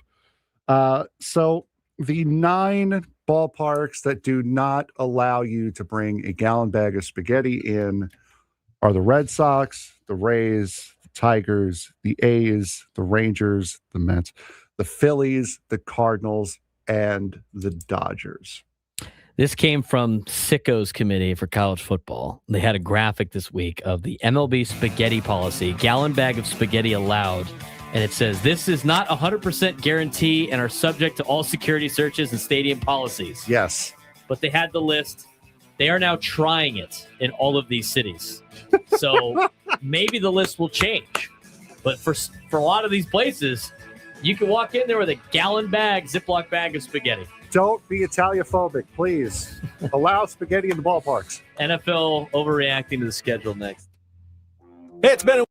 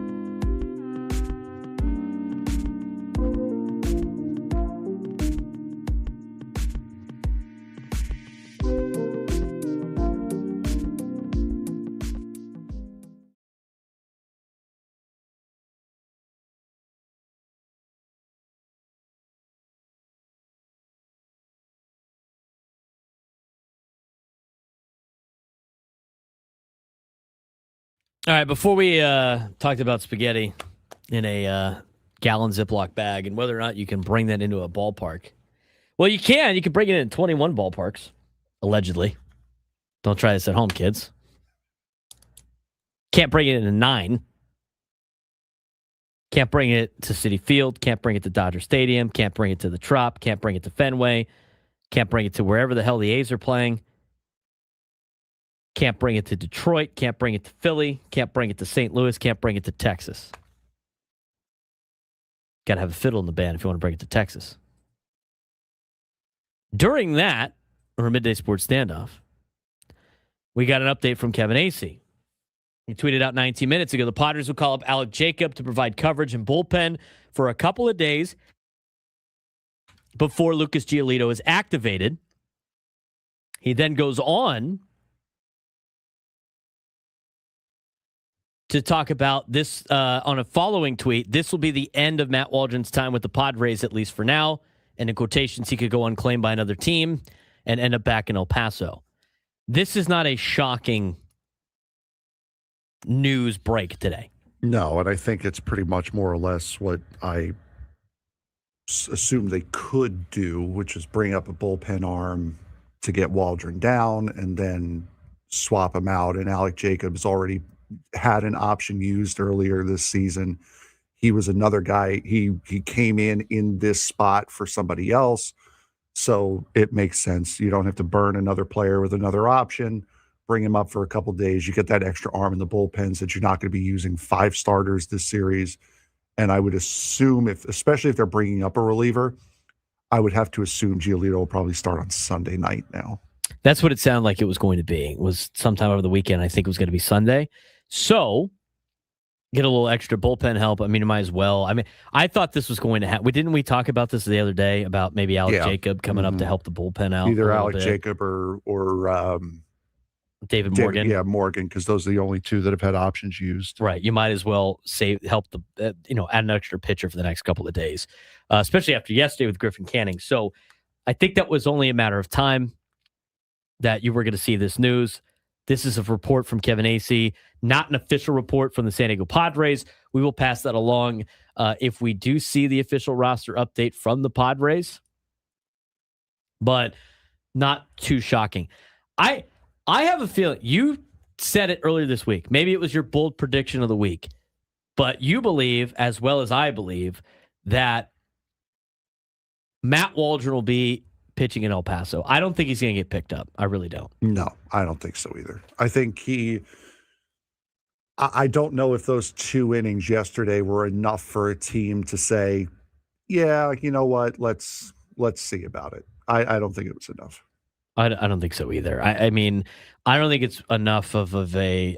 I guess some teams might take a chance on him and then throw him back through waivers. I mean, if that's the case, maybe the Padres could pick him back up. I mean, I don't see him being a high commodity on waivers. I don't. So I think he's going to be back in El Paso. And if not, you know what? Go to a place where you can get the experience you need to be in the big leagues, because you know what? At this point in time, with what Matt Waldron has given you in terms of sacrificing himself to an extent, I don't want to get that extreme, but he put the team first more times than not. He did it in Colorado, where he went out there and wore it after a tough start to the game. He did it yesterday, coming in relief after starting on the mound a couple of days prior. He was doing whatever it takes to be in the big leagues and to help out the team. Him going on to be in the big leagues somewhere else, you wish him the best of luck. 100%. And hopefully you could bring him back and be part of the organization again. But as of right now, it's time to move on. So not too surprising. Padres got the Mariners tonight. Different ways to watch the Pods this weekend, if I'm not mistaken, right? Didn't they put out a thing today? Yes. So tonight is normal in terms of television watching. Tonight is normal. Again, you can listen to all of the Padre games right here on 97 through the Fan. So if all of this is too complicated for you, or like you don't want to switch around, whatever, you can listen right here on 97 through the Fan. We will always have Padres baseball for you here on the Fan. more times than not. They will be on national television on Saturday at 4:15 on Fox. So same start time as last Saturday. So they will be playing the Mariners tomorrow at 4:15 on Fox. And then on Sunday, they have the night game on Peacock. And until the NBA ends, the games will not be on NBC. They'll be on Peacock, the baseball games for Sunday Night Baseball. Have you tuned into one Sunday Night Baseball game yet? No. This will be my first. Yeah, this will be my first, especially since I will be here working it. Oh, wow. Do we have Peacock in studio? Oh boy. Probably not. I'm not sure. Are you able to run the game without following it on television? I thought that was the hardest part of spring training. It's just like not being able to watch it. No, I had got to be locked in with the audio, man. The heck did I have? I think I had on Sunday. I think I had the Mets and the NASCAR race on Sunday, last Sunday. So we got a game on Peacock on Sunday. Mm-hmm. That was the news that we got from the Padres. I do want to get into this, and because it happened yesterday, it's not as fun when you don't have a team for like the schedule release. Some of the stuff was funny though. The Colts were fantastic. These are our Colts. They are our Colts, yeah. This is our Colts. This is our team. We bleed blue. You're welcome, San Diego. I know you missed that. There it is. Got him. Go Aztecs. All right, let's overreact, buy or sell to some NFL schedule release from yesterday before we talk more Padres later on. We'll preview the Padres and Mariners in the final segment. San Diego FC's got a game over the weekend as well we're going to get to. But overreactions to yesterday, plus we get to play the music again. Okie dokie. Off to the football music. All right, so we will start off this buy or sell. It's buy or sell time. Yes. We love the overreactions that Dan Graziano does on ESPN because I love either buying or selling them. We will start this buy or sell off with a team that is known as The Bears. The Bears. Chicago just won the NFC North in Ben Johnson's first year. Caleb Williams dragged them to the divisional round, but now they've got the hardest schedule in the entire league based off of 2025 opponent records. Uh-oh. They closed the season against the Lions, Vikings, Packers, and Bills. Buy or sell, the Bears will miss the postseason. I will buy that.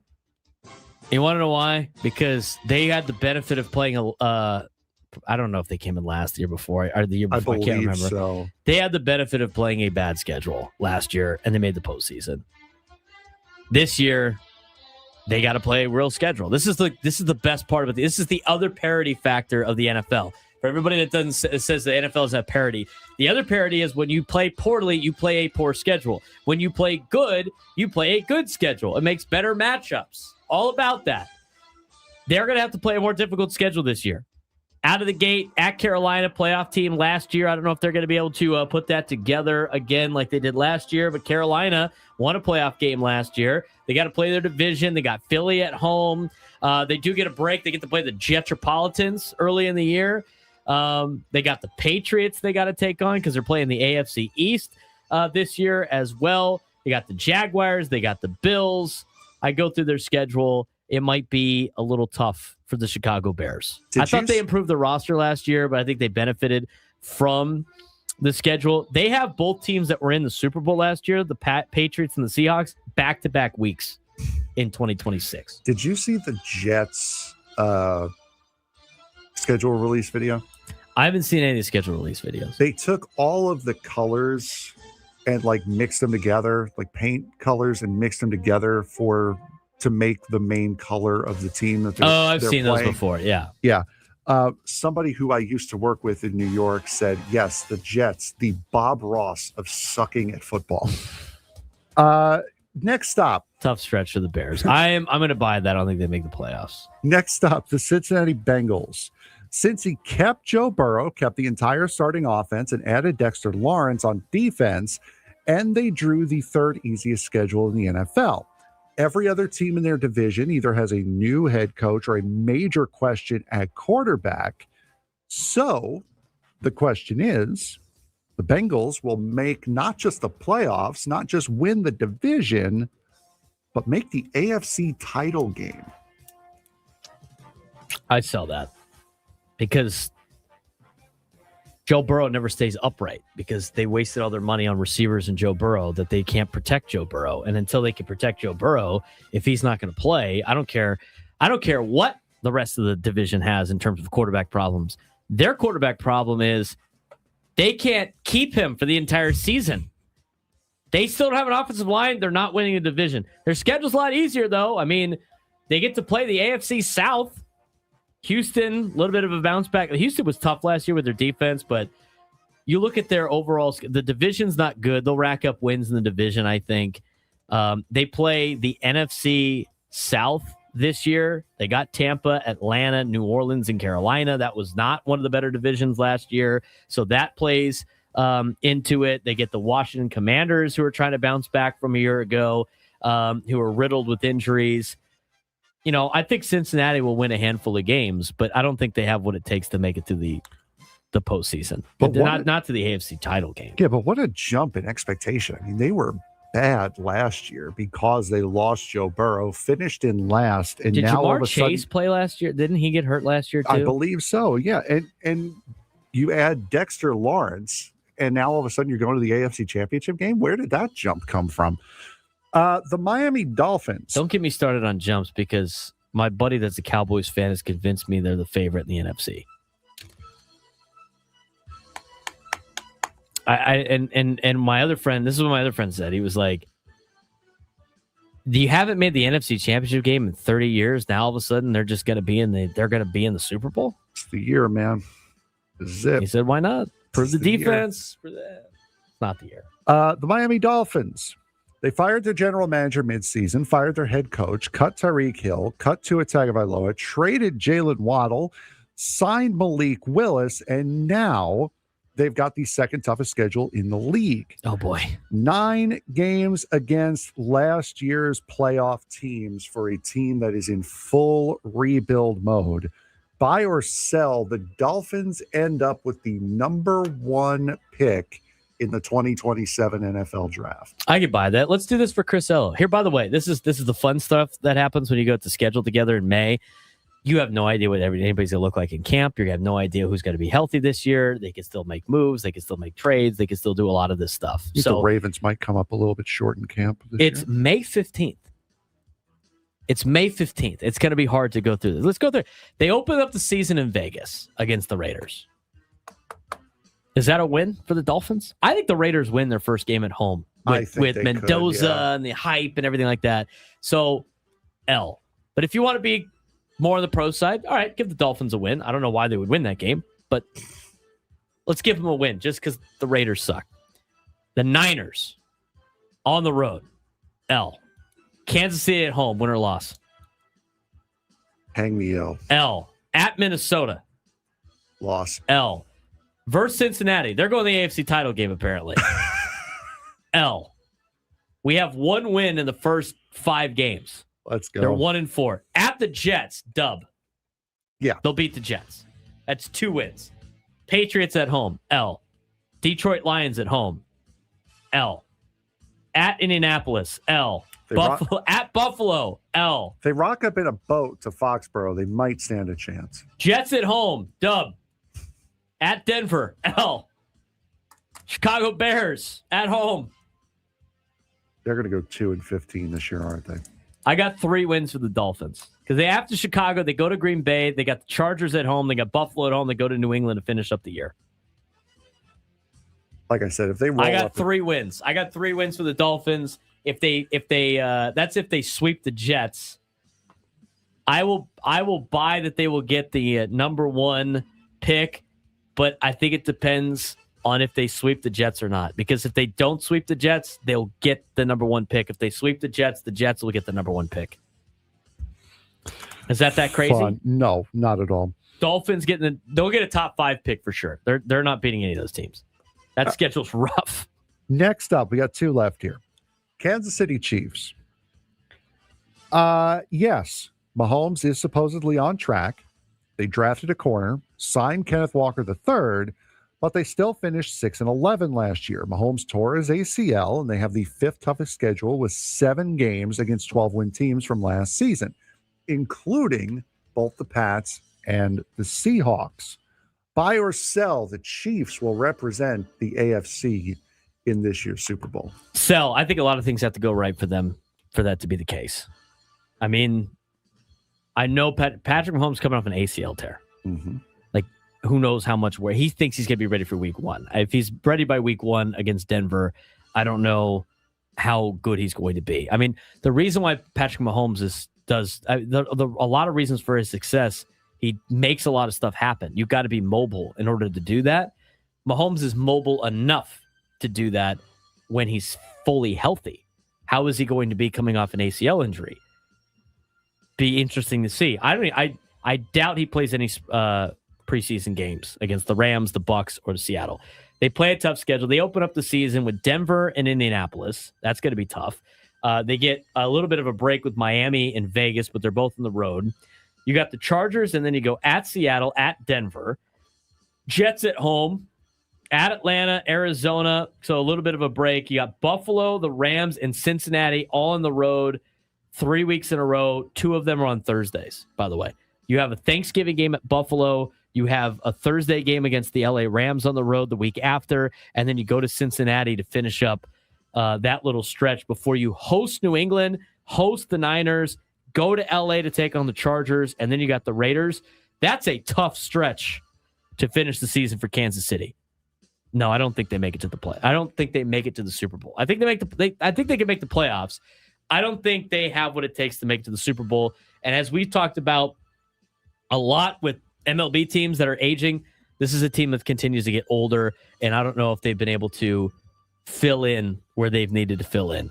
They'll make the playoffs, the Chiefs will, here on May 15th. They're not making the Super Bowl. One final one here. A team that missed the playoffs last season. We've seen it before. Both Super Bowl teams from 2025 missed the year before. The Lions, Bengals, Saints, Falcons, Ravens, and... This is our Colts. This is our team. We bleed blue. all have top 10 easiest schedules and look ready to pounce. Buy or sell, a non-playoff team in 2025 will make the Super Bowl this season. One of the non-playoff teams will make it to the Super Bowl. Those are Lions, Bengals, Saints, Falcons, Colts, and Ravens. Well, they top 10 easiest schedules that didn't make the playoffs. Yes. I'm gonna sell that. There'll be a handful that make the postseason. I can't think of a team right now that just missed the playoffs or didn't make the playoffs. It's just gonna rack up a bunch of wins and make it to the Super Bowl. Nothing off the top of my head right now. I'm gonna sell it. Fair enough. Go Aztecs is upset about the no Eagles soundbite in comparison to playing the Colts one twice. There was no Eagles anything on here. I know. You want? Fine. E-L-G-L-E-S, Eagles! There you go. Happy now? Cowboys favorite in the NFC. I don't know about that. I don't know about that. I was trying to tell him, I was like, you're drinking the podcast Kool-Aid, man, about the Cowboys. I think they'll make the playoffs. I don't think they're the favorite in the NFC. I don't think they're better than the Rams. I don't think they're better than the Seahawks right now. Are they better than the Eagles? Maybe. Maybe they might be like competing with the Eagles. I mean, I don't see it. I think the Cowboys are solid, but they went from having one of the worst defenses I have ever seen, and now they're going to be the favorite in the NFC. I know they made some improvements, but they're going to go from worst defense ever to best defense in the NFC? I don't think so. 833-288-0973, 833-288-0973. We'll get to your phone calls when we come back. We'll talk about San Diego FC and get you a preview of the Vedder Cup Part 2. Final hour of the Braden Surprenant Show. San Diego Sports Station, 97.3. The Fed. Stay tuned, by the way. Next break, trivia question to win Padres A's tickets.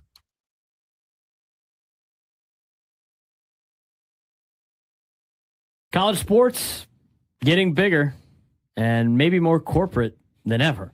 College Football Coaches Association wants an even larger playoff, wants conference championship games eliminated, and wants the season done earlier in January. At the same time, March Madness is officially expanding from 68 to 76 teams next season. More playoff games, more tournament games, more TV inventory, and of course, more money. Supporters say this gives more athletes opportunities. Critics say it waters down what made these events special in the first place because, let's be honest, if conference title games disappear and March Madness keeps growing, college sports starts looking a lot like professional sports.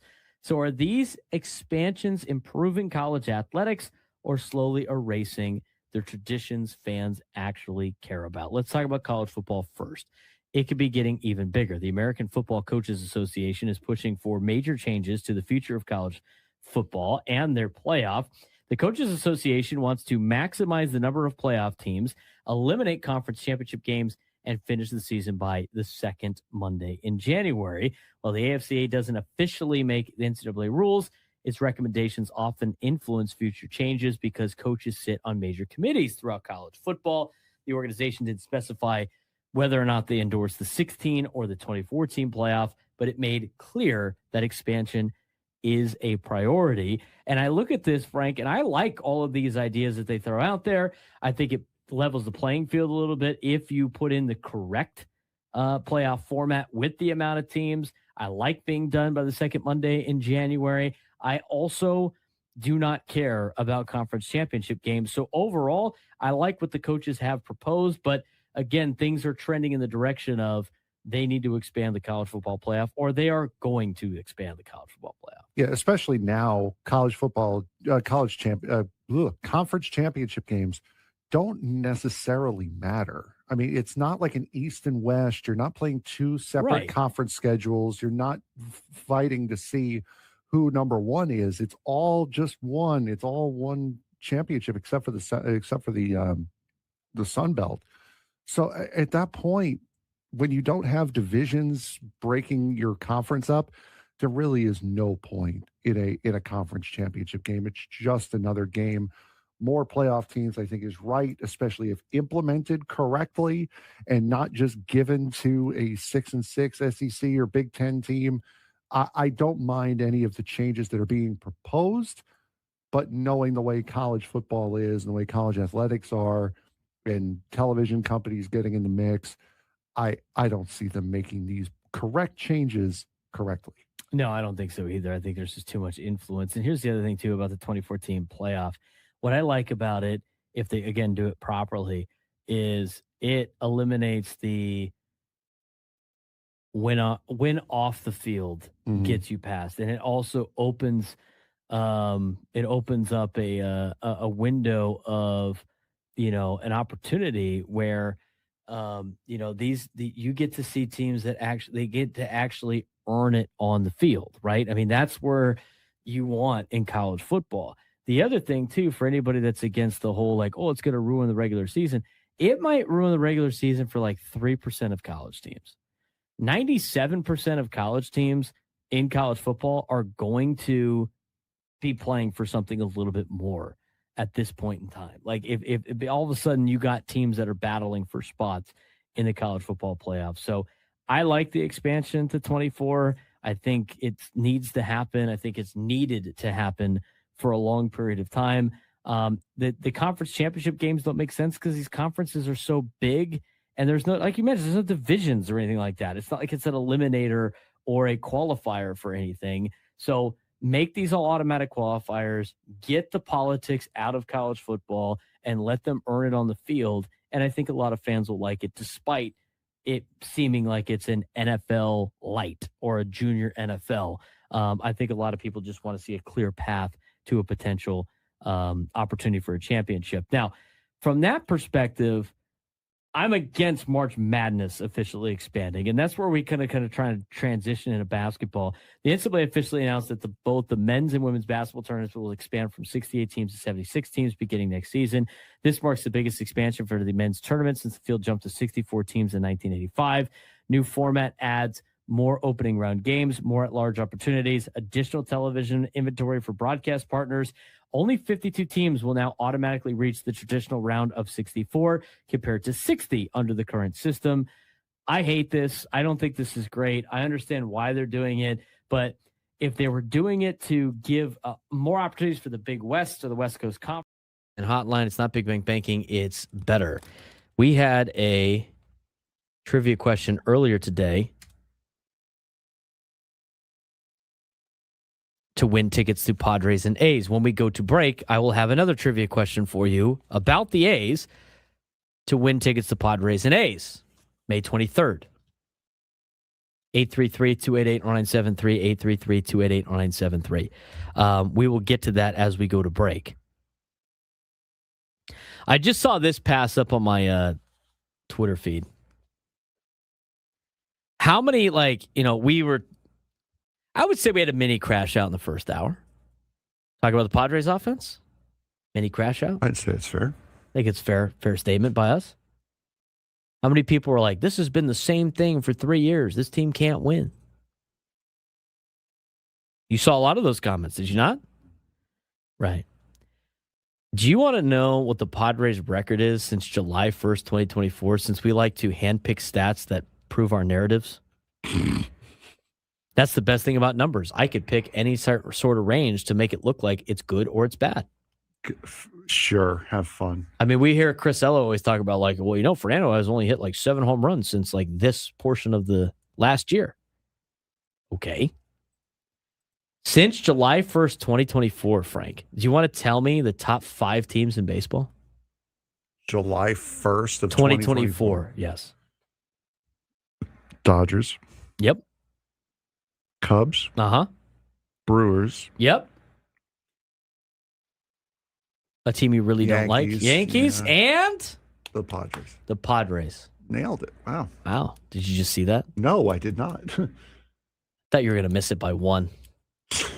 I was hoping you'd say Phillies instead, because I said team you really hate, and the Phillies were 1 spot behind the Yankees at 6. Well, I mean, Yankees were just recently in the World Series, so that. Since July 1st, 2024, the Padres are 162 and 117. They have the 3rd best record in all of baseball. So what are we all complaining about? I don't know. Everything's bad, right? I saw somebody go can we, contracts aside, can we trust the Padres to win with this core 4? Nope. I don't know. Never. At least since July 1st, 2024, we can. They're 162 and 117. There is only 3 teams that have more wins than the Padres since that time. The Dodgers, the Brewers, and the Cubs. Do you know how many more wins the Dodgers have than the Padres since July 1st, 2024? You're setting me up. I am. 7. 3. Oh. Since July 1st, 2024, the Dodgers have won exactly 3 more games than the San Diego Padres. I'm assuming this is regular season. It wasn't 1 over. Frank would rather miss answers by way off. Yes, exactly. Than continue his. Because at least I had one off, Frank. At least I had Frankie no shot at that point. Frankie 1 off. The Dodgers have had the most wins since July 1st, 2024 with 165. That's 3 more than the Padres. That's only 1 more than the Brewers and the Cubs, who have won 164 games. There are only 5 teams that have won at least 160 games since July 1st, 2024, and those are the top 5. That means the Padres are better than Philly, Detroit, Cleveland, Seattle, Houston, Arizona, the Mets. Well, most of the Mets is probably this recently. Atlanta, Boston, Cincinnati, Tampa, St. Louis, Texas, Kansas City, A's, San Francisco, Baltimore, Miami, Pittsburgh, Minnesota, Washington, Angels, White Sox, Rockies. Rockies have won 93 games during that span. I just think it's perspective to give. I mean, I know a lot of people want to see the Padres win a World Series, and they want to see it tomorrow. It's not going to happen tomorrow. But to sit there and say, you're stuck with these players or, they're not going to win and they haven't proven they've been able to win, They have the third best record in baseball since July 1st of 2024. 833-288-0973, 833-288-0973. Let's get out to the phones. Juan in Oceanside. You're on the Braden Surprenant Show. What's going on, Juan? Hey, what's up, Braden? What's up, Frank? I just wanted to talk some SDFC since they just had a game on Wednesday and they have a game on Saturday. It's nice to see them bounce back and get a 5-0 win against a bad team. That's how you should perform against bad teams. But there is enough to talk about, though, defensively and in the midfield with San Diego FC, where there is still room for growth. They are kind of flat-footed. That goal by Pedro Soma I was not expecting at all, but it'd be nice to see him do that more often. And, you know, with a team like Cincinnati that is very defensive, I guess, abled, they're not very good on defense, but are really good at counterattacking, which I would argue San Diego FC is very susceptible to. This will be an interesting challenge at home, and I wouldn't be surprised if we see a shootout. Juan, thank you for transitioning us into San Diego FC for this weekend. Juan's got some good insight on soccer and San Diego FC. What are your thoughts going into this weekend for San Diego FC? Can they build off of what they had earlier this week, or is it the fact that Austin was bitching, complaining, and moaning about the travel? Austin seriously looked like the team that was tired, that the head coach said they were, but even still, San Diego FC on Wednesday could have put up 10 on Austin if they really wanted to. San Diego FC played their best all-around game. Duran Ferry still scaring you with some of the balls he goes out to try to play.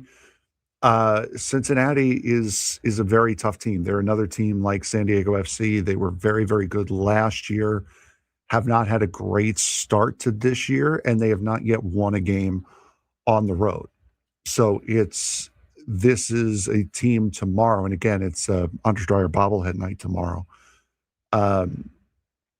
This is a team that San Diego FC can definitely beat, and I think coming off of such a down streak, finally get the win and do it not just in a pinch, not just do it 2-1, 1-0, to just completely wipe Austin off the pitch last on Wednesday night was the perfect way to do it. I think they can. It'll be one of those more sneak out wins against Cincinnati, FC Cincinnati tomorrow, but I think they can very much so build off of this momentum that they found on Wednesday.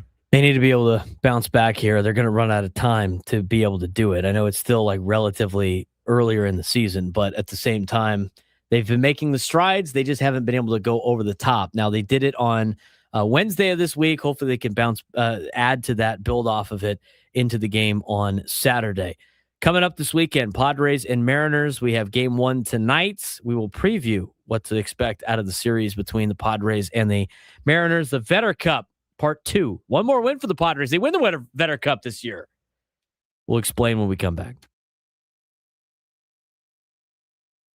Aztec baseball officially back on top of the Mountain West. Aztecs bounced back from having their 11-game winning streak snapped by UCSD and responded by winning the series against San Jose State to clinch at least a share of the conference regular season title. Now, San Diego State heads towards the Mountain West tournament as the likely number 1 seed, and they're doing it with balance. Power hitting, lockdown bullpen performances, and timely offense has turned this team into one of the hottest programs in the conference. Meanwhile, Aztec softball closed the season with four all Mountain West selections, highlighted by Caleb Pollard, earning first-team honors after leading the team in nearly every major offensive category. And football wrapped up spring camp with an active quarterback battle as the Aztecs prepare for year 1 in the Pac-12. Right now, San Diego State Athletics has momentum everywhere you look. Let's talk about baseball, championship baseball. Aztecs had one of its biggest weekends of the spring season, and it starts with Aztec baseball officially putting itself back on top of the Mountain West. Yeah, the Aztecs not only clinched a share of the Mountain West regular season title this week, but they also secured the likely number 1 seed as it comes to the Mountain West tournament. Meanwhile, softball closed out a season with individual conference honors, and San Diego State football wrapped up spring camp with an encouraging encouraging quarterback play heading into the program's first Pac-12 season. Yeah, let's start on the diamond. Aztecs baseball continues to build one of the strongest late season runs in the conference, even after seeing its 11-game win streak snapped in an 8-4 loss to UCSD earlier in the week. Aztecs responded exactly the way championship caliber teams are supposed to do. They took 2-3 from San Jose State, officially clinched at least a share of the Mountain West regular season championship, and at 32-20 overall and 15-6 in conference play, they now sit firmly in control of entering the final weekend of the regular season, trying to get the number 1 seed in the Mountain West tournament. And it was a response after the streak ended this earlier on Tuesday of last week. Yeah, the loss to UC San Diego could have turned into a momentum killer. Instead, it became a reset point for them. San Diego State answered immediately on Friday with an emphatic 11-1 run rule win over the Spartans, powered by 3 RBIs by Jabin Trotsky, 3 hits from Jake Jackson, and another dominating outing from Rohan Lato, who struck out 7 across 6 innings of work. The offense exploded early with 4 runs in the first inning. It just never let up.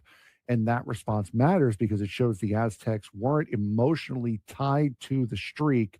They were focused on the bigger goal of winning the Mountain West. Yeah, let's move forward to the big picture for Aztec baseball. What stands out most right now is the maturity of this baseball team. They're no longer relying on one style of winning. They can win slugfest. They can manufacture runs. They can grind out pitching battles and recover immediately after losses. That's why this group suddenly looks dangerous heading into postseason play. And with Jake Jackson now tied for the team lead in home runs and the bullpen continuing to stabilize, the timing couldn't be better as they try to clinch a spot potentially in the NCAA tournament if they can win the Mountain West tournament. On to softball. While the softball season came to a close this week, Aztecs still had major accomplishments recognized across the conference. 4 SDSU players earned all Mountain West honors. Caleb Pollard made first team. Jade Ignacio earned second team honors, while Layla Masario and Quinn Waki received honorable mention recognition. And Pollard's season was especially impressive. In conference play alone, she led the team in nearly every major offensive category: batting average, home runs, RBIs, slugging percentage, and OPS.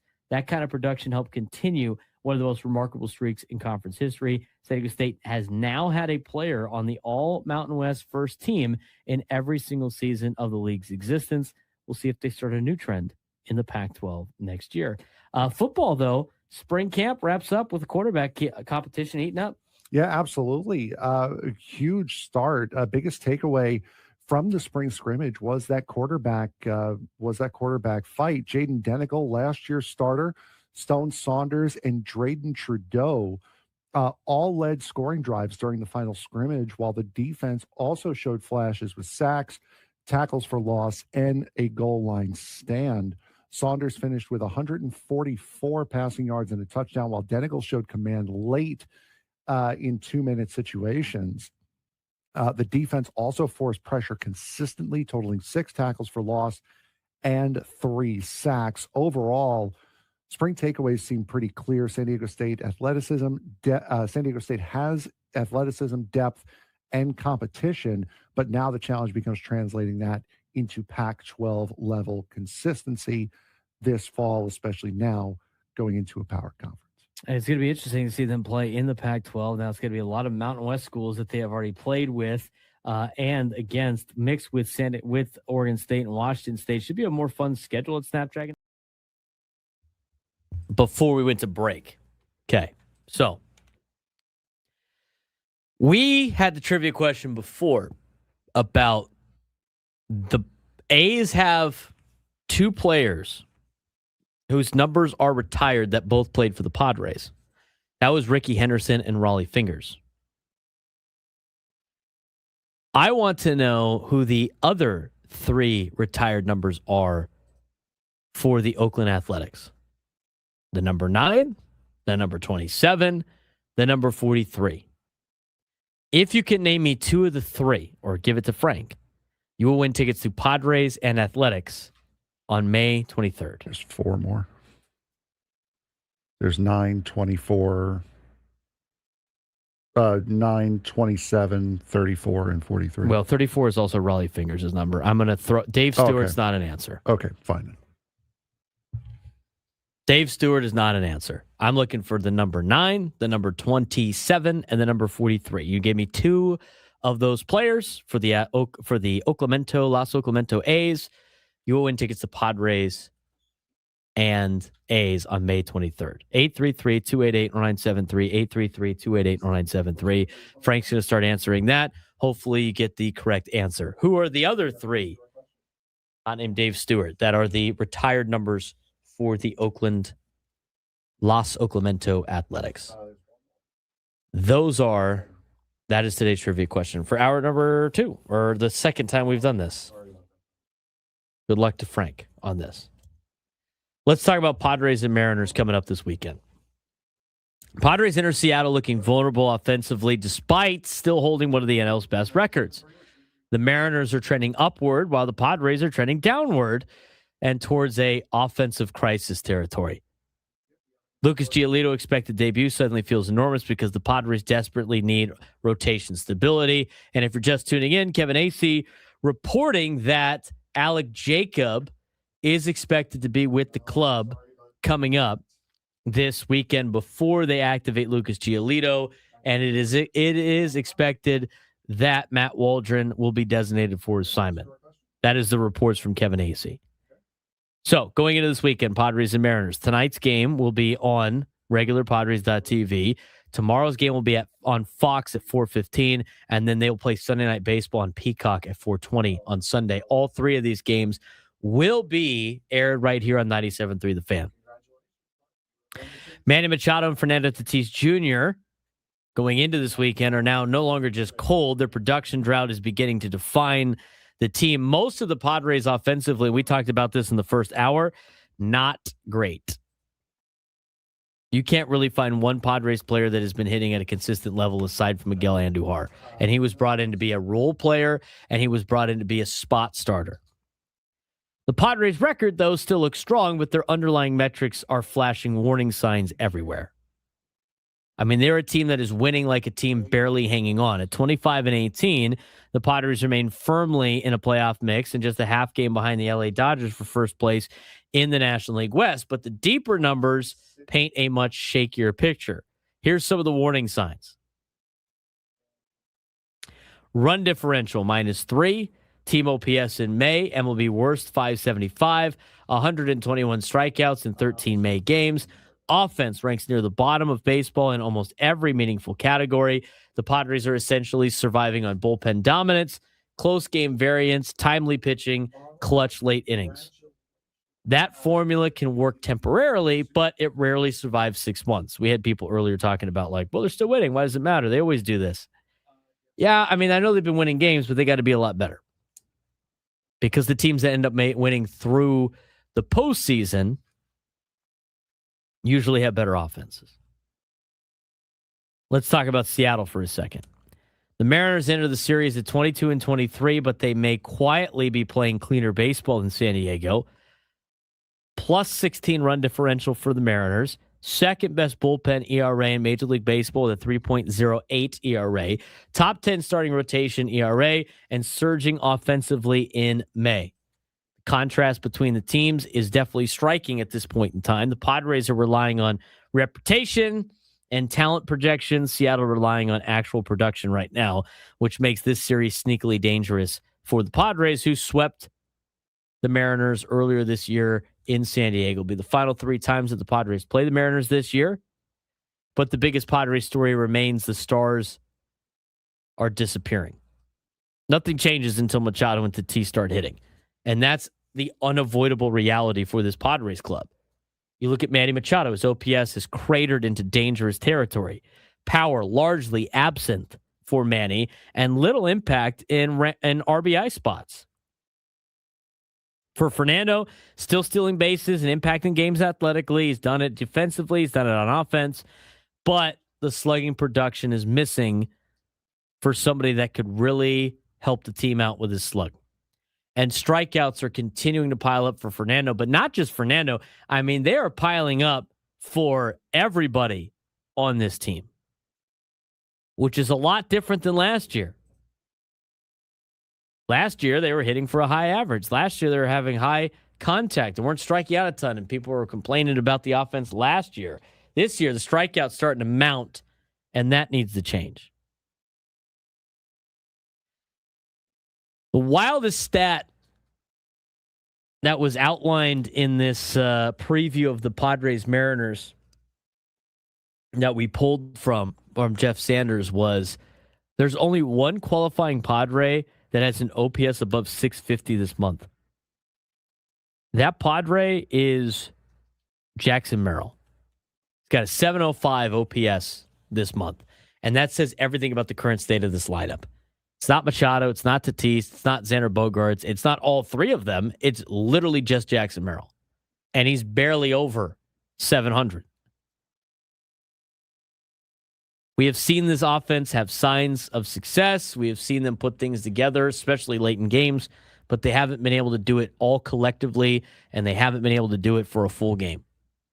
Early in the contest has been rough. We went through a lot of the offensive numbers earlier in the show, but it's hard to find spots to be positive about when there's no real splits to be that positive about when you're looking at the Padres offense.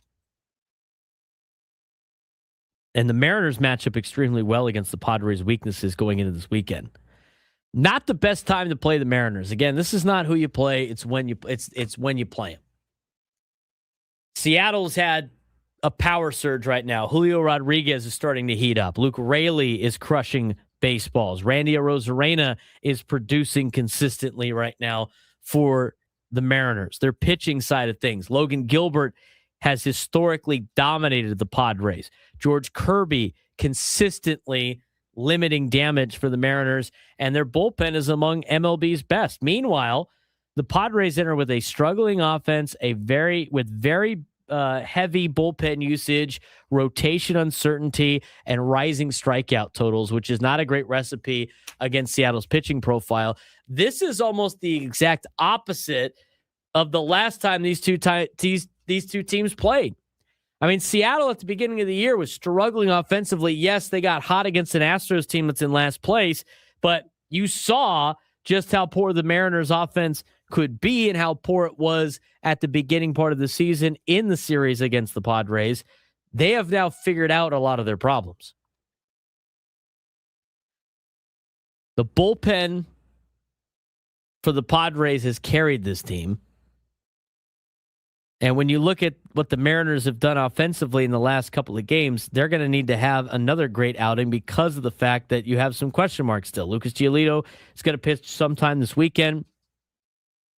Randy Vasquez is 4-1 with a 3.05 ERA. Padres are 7-1 and Randy Vasquez starts, but he rarely pitches deep into games. Walks remain an issue for Randy. He's going to pitch this weekend. Advanced metrics still create skepticism for him. I mean, I just feel like the bullpen has just been carrying the squad, and I don't know how sustainable that is. Jason Adams, scoreless in the month of May. Bradley Rodriguez has been thriving with a 1.74 ERA. Mason Miller, perfect in save chances. But there's bigger themes emerging for this Padres team that are a little bit concerning, and the margin for error is starting to shrink. That's why this series this weekend is very important. They take 2 out of 3 this weekend. I think everybody could breathe a sigh of relief coming in on Monday because of the fact that the Padres would have gone 3-3 after they stole one in Milwaukee, which could have been more of a disastrous series for the Padres if they did not steal the game in the middle of that series. But if they take 2 out of 3 for the Mariners, which is no easy task, then they would be in a situation in which they would be 3-3 on the road trip, and they would go into the series against LA in the same position that they were before, 8 games above 500. So I think the Padres have some time to try to start figuring out. I think there's a lot of things that haven't gone their way so far this year, but at the same time, they got to get the offense woken up in a hurry, or else this could spiral a little bit at a bad time because, again, as we mentioned before, these next couple months are going to be difficult for the Padres. This is the tough part of the schedule for San Diego. All right, we got a winner, Frank? Yes, we do. All right. Who was today's winner? It was Daryl in Lakeside won the ticket. Daryl in Lakeside got the correct answers on the players that had the retired numbers for the Athletics. We were looking for Reggie Jackson, Catfish Hunter, and Dennis Eckersley. Congratulations to Daryl, who won the tickets and will be going to the Padres game on May 23rd against the Athletics. We will have Padres ticket giveaways on Monday for the Padres and Dodgers series, so stay tuned to Monday. Enjoy the weekend while we can, Frank, because next week it's going to be rough. Oh, boy. Always so much fun when Padres play, especially when it's for first place and, all that stuff. I cannot wait for the overreaction of next week, regardless if it's pro Padres or the sky is falling because we didn't do well against the Dodgers. This is just another series coming up next week that it's going to be extra heightened because of the rivalry, because that's the team you're chasing, the division, because of a lot of things. It's not going to be fun limping into that series if they don't win 2 out of 3 in Seattle. So I haven't seen a lineup yet today. I'm sure it'll come later because the game is later tonight. But I just don't know what you do with the offense that's going to give them a spark. Because eventually, as we mentioned before, to everybody that has said, well, why don't you move these guys down in the order? Who are you going to move up? Who's going to bat leadoff? Oh, Miguel Andujar can bat leadoff. All right. Who's batting second? Xander Bogaerts. Then what? You can't have everybody bat 7, 8, and 9 on this team. So overall, collectively, the offense isn't doing very well. And to be honest with you here, how about this? We've been saying how Manny goes, the team goes. That's been the conversation of this team since he joined the team in 2019. We just assumed that was wins and losses. To be honest with you, Frank, Manny's not hitting well. Guess who's not hitting well? The entire team. Entire bloody roster. The entire team's not hitting well. They're winning games despite the fact that they haven't been able to hit. But you know what? Maybe that phrase was right, but too early. We're sitting there going like, well, Manny's struggling, but the team's still winning. Manny's struggling. The team is winning. The team ain't hitting. And that's nobody besides Miguel. Miguel Andujar is the only one I could separate from the group saying that he's doing his part. Xander Bogaerts has been great so far to start the year. He hasn't been unbelievable, though.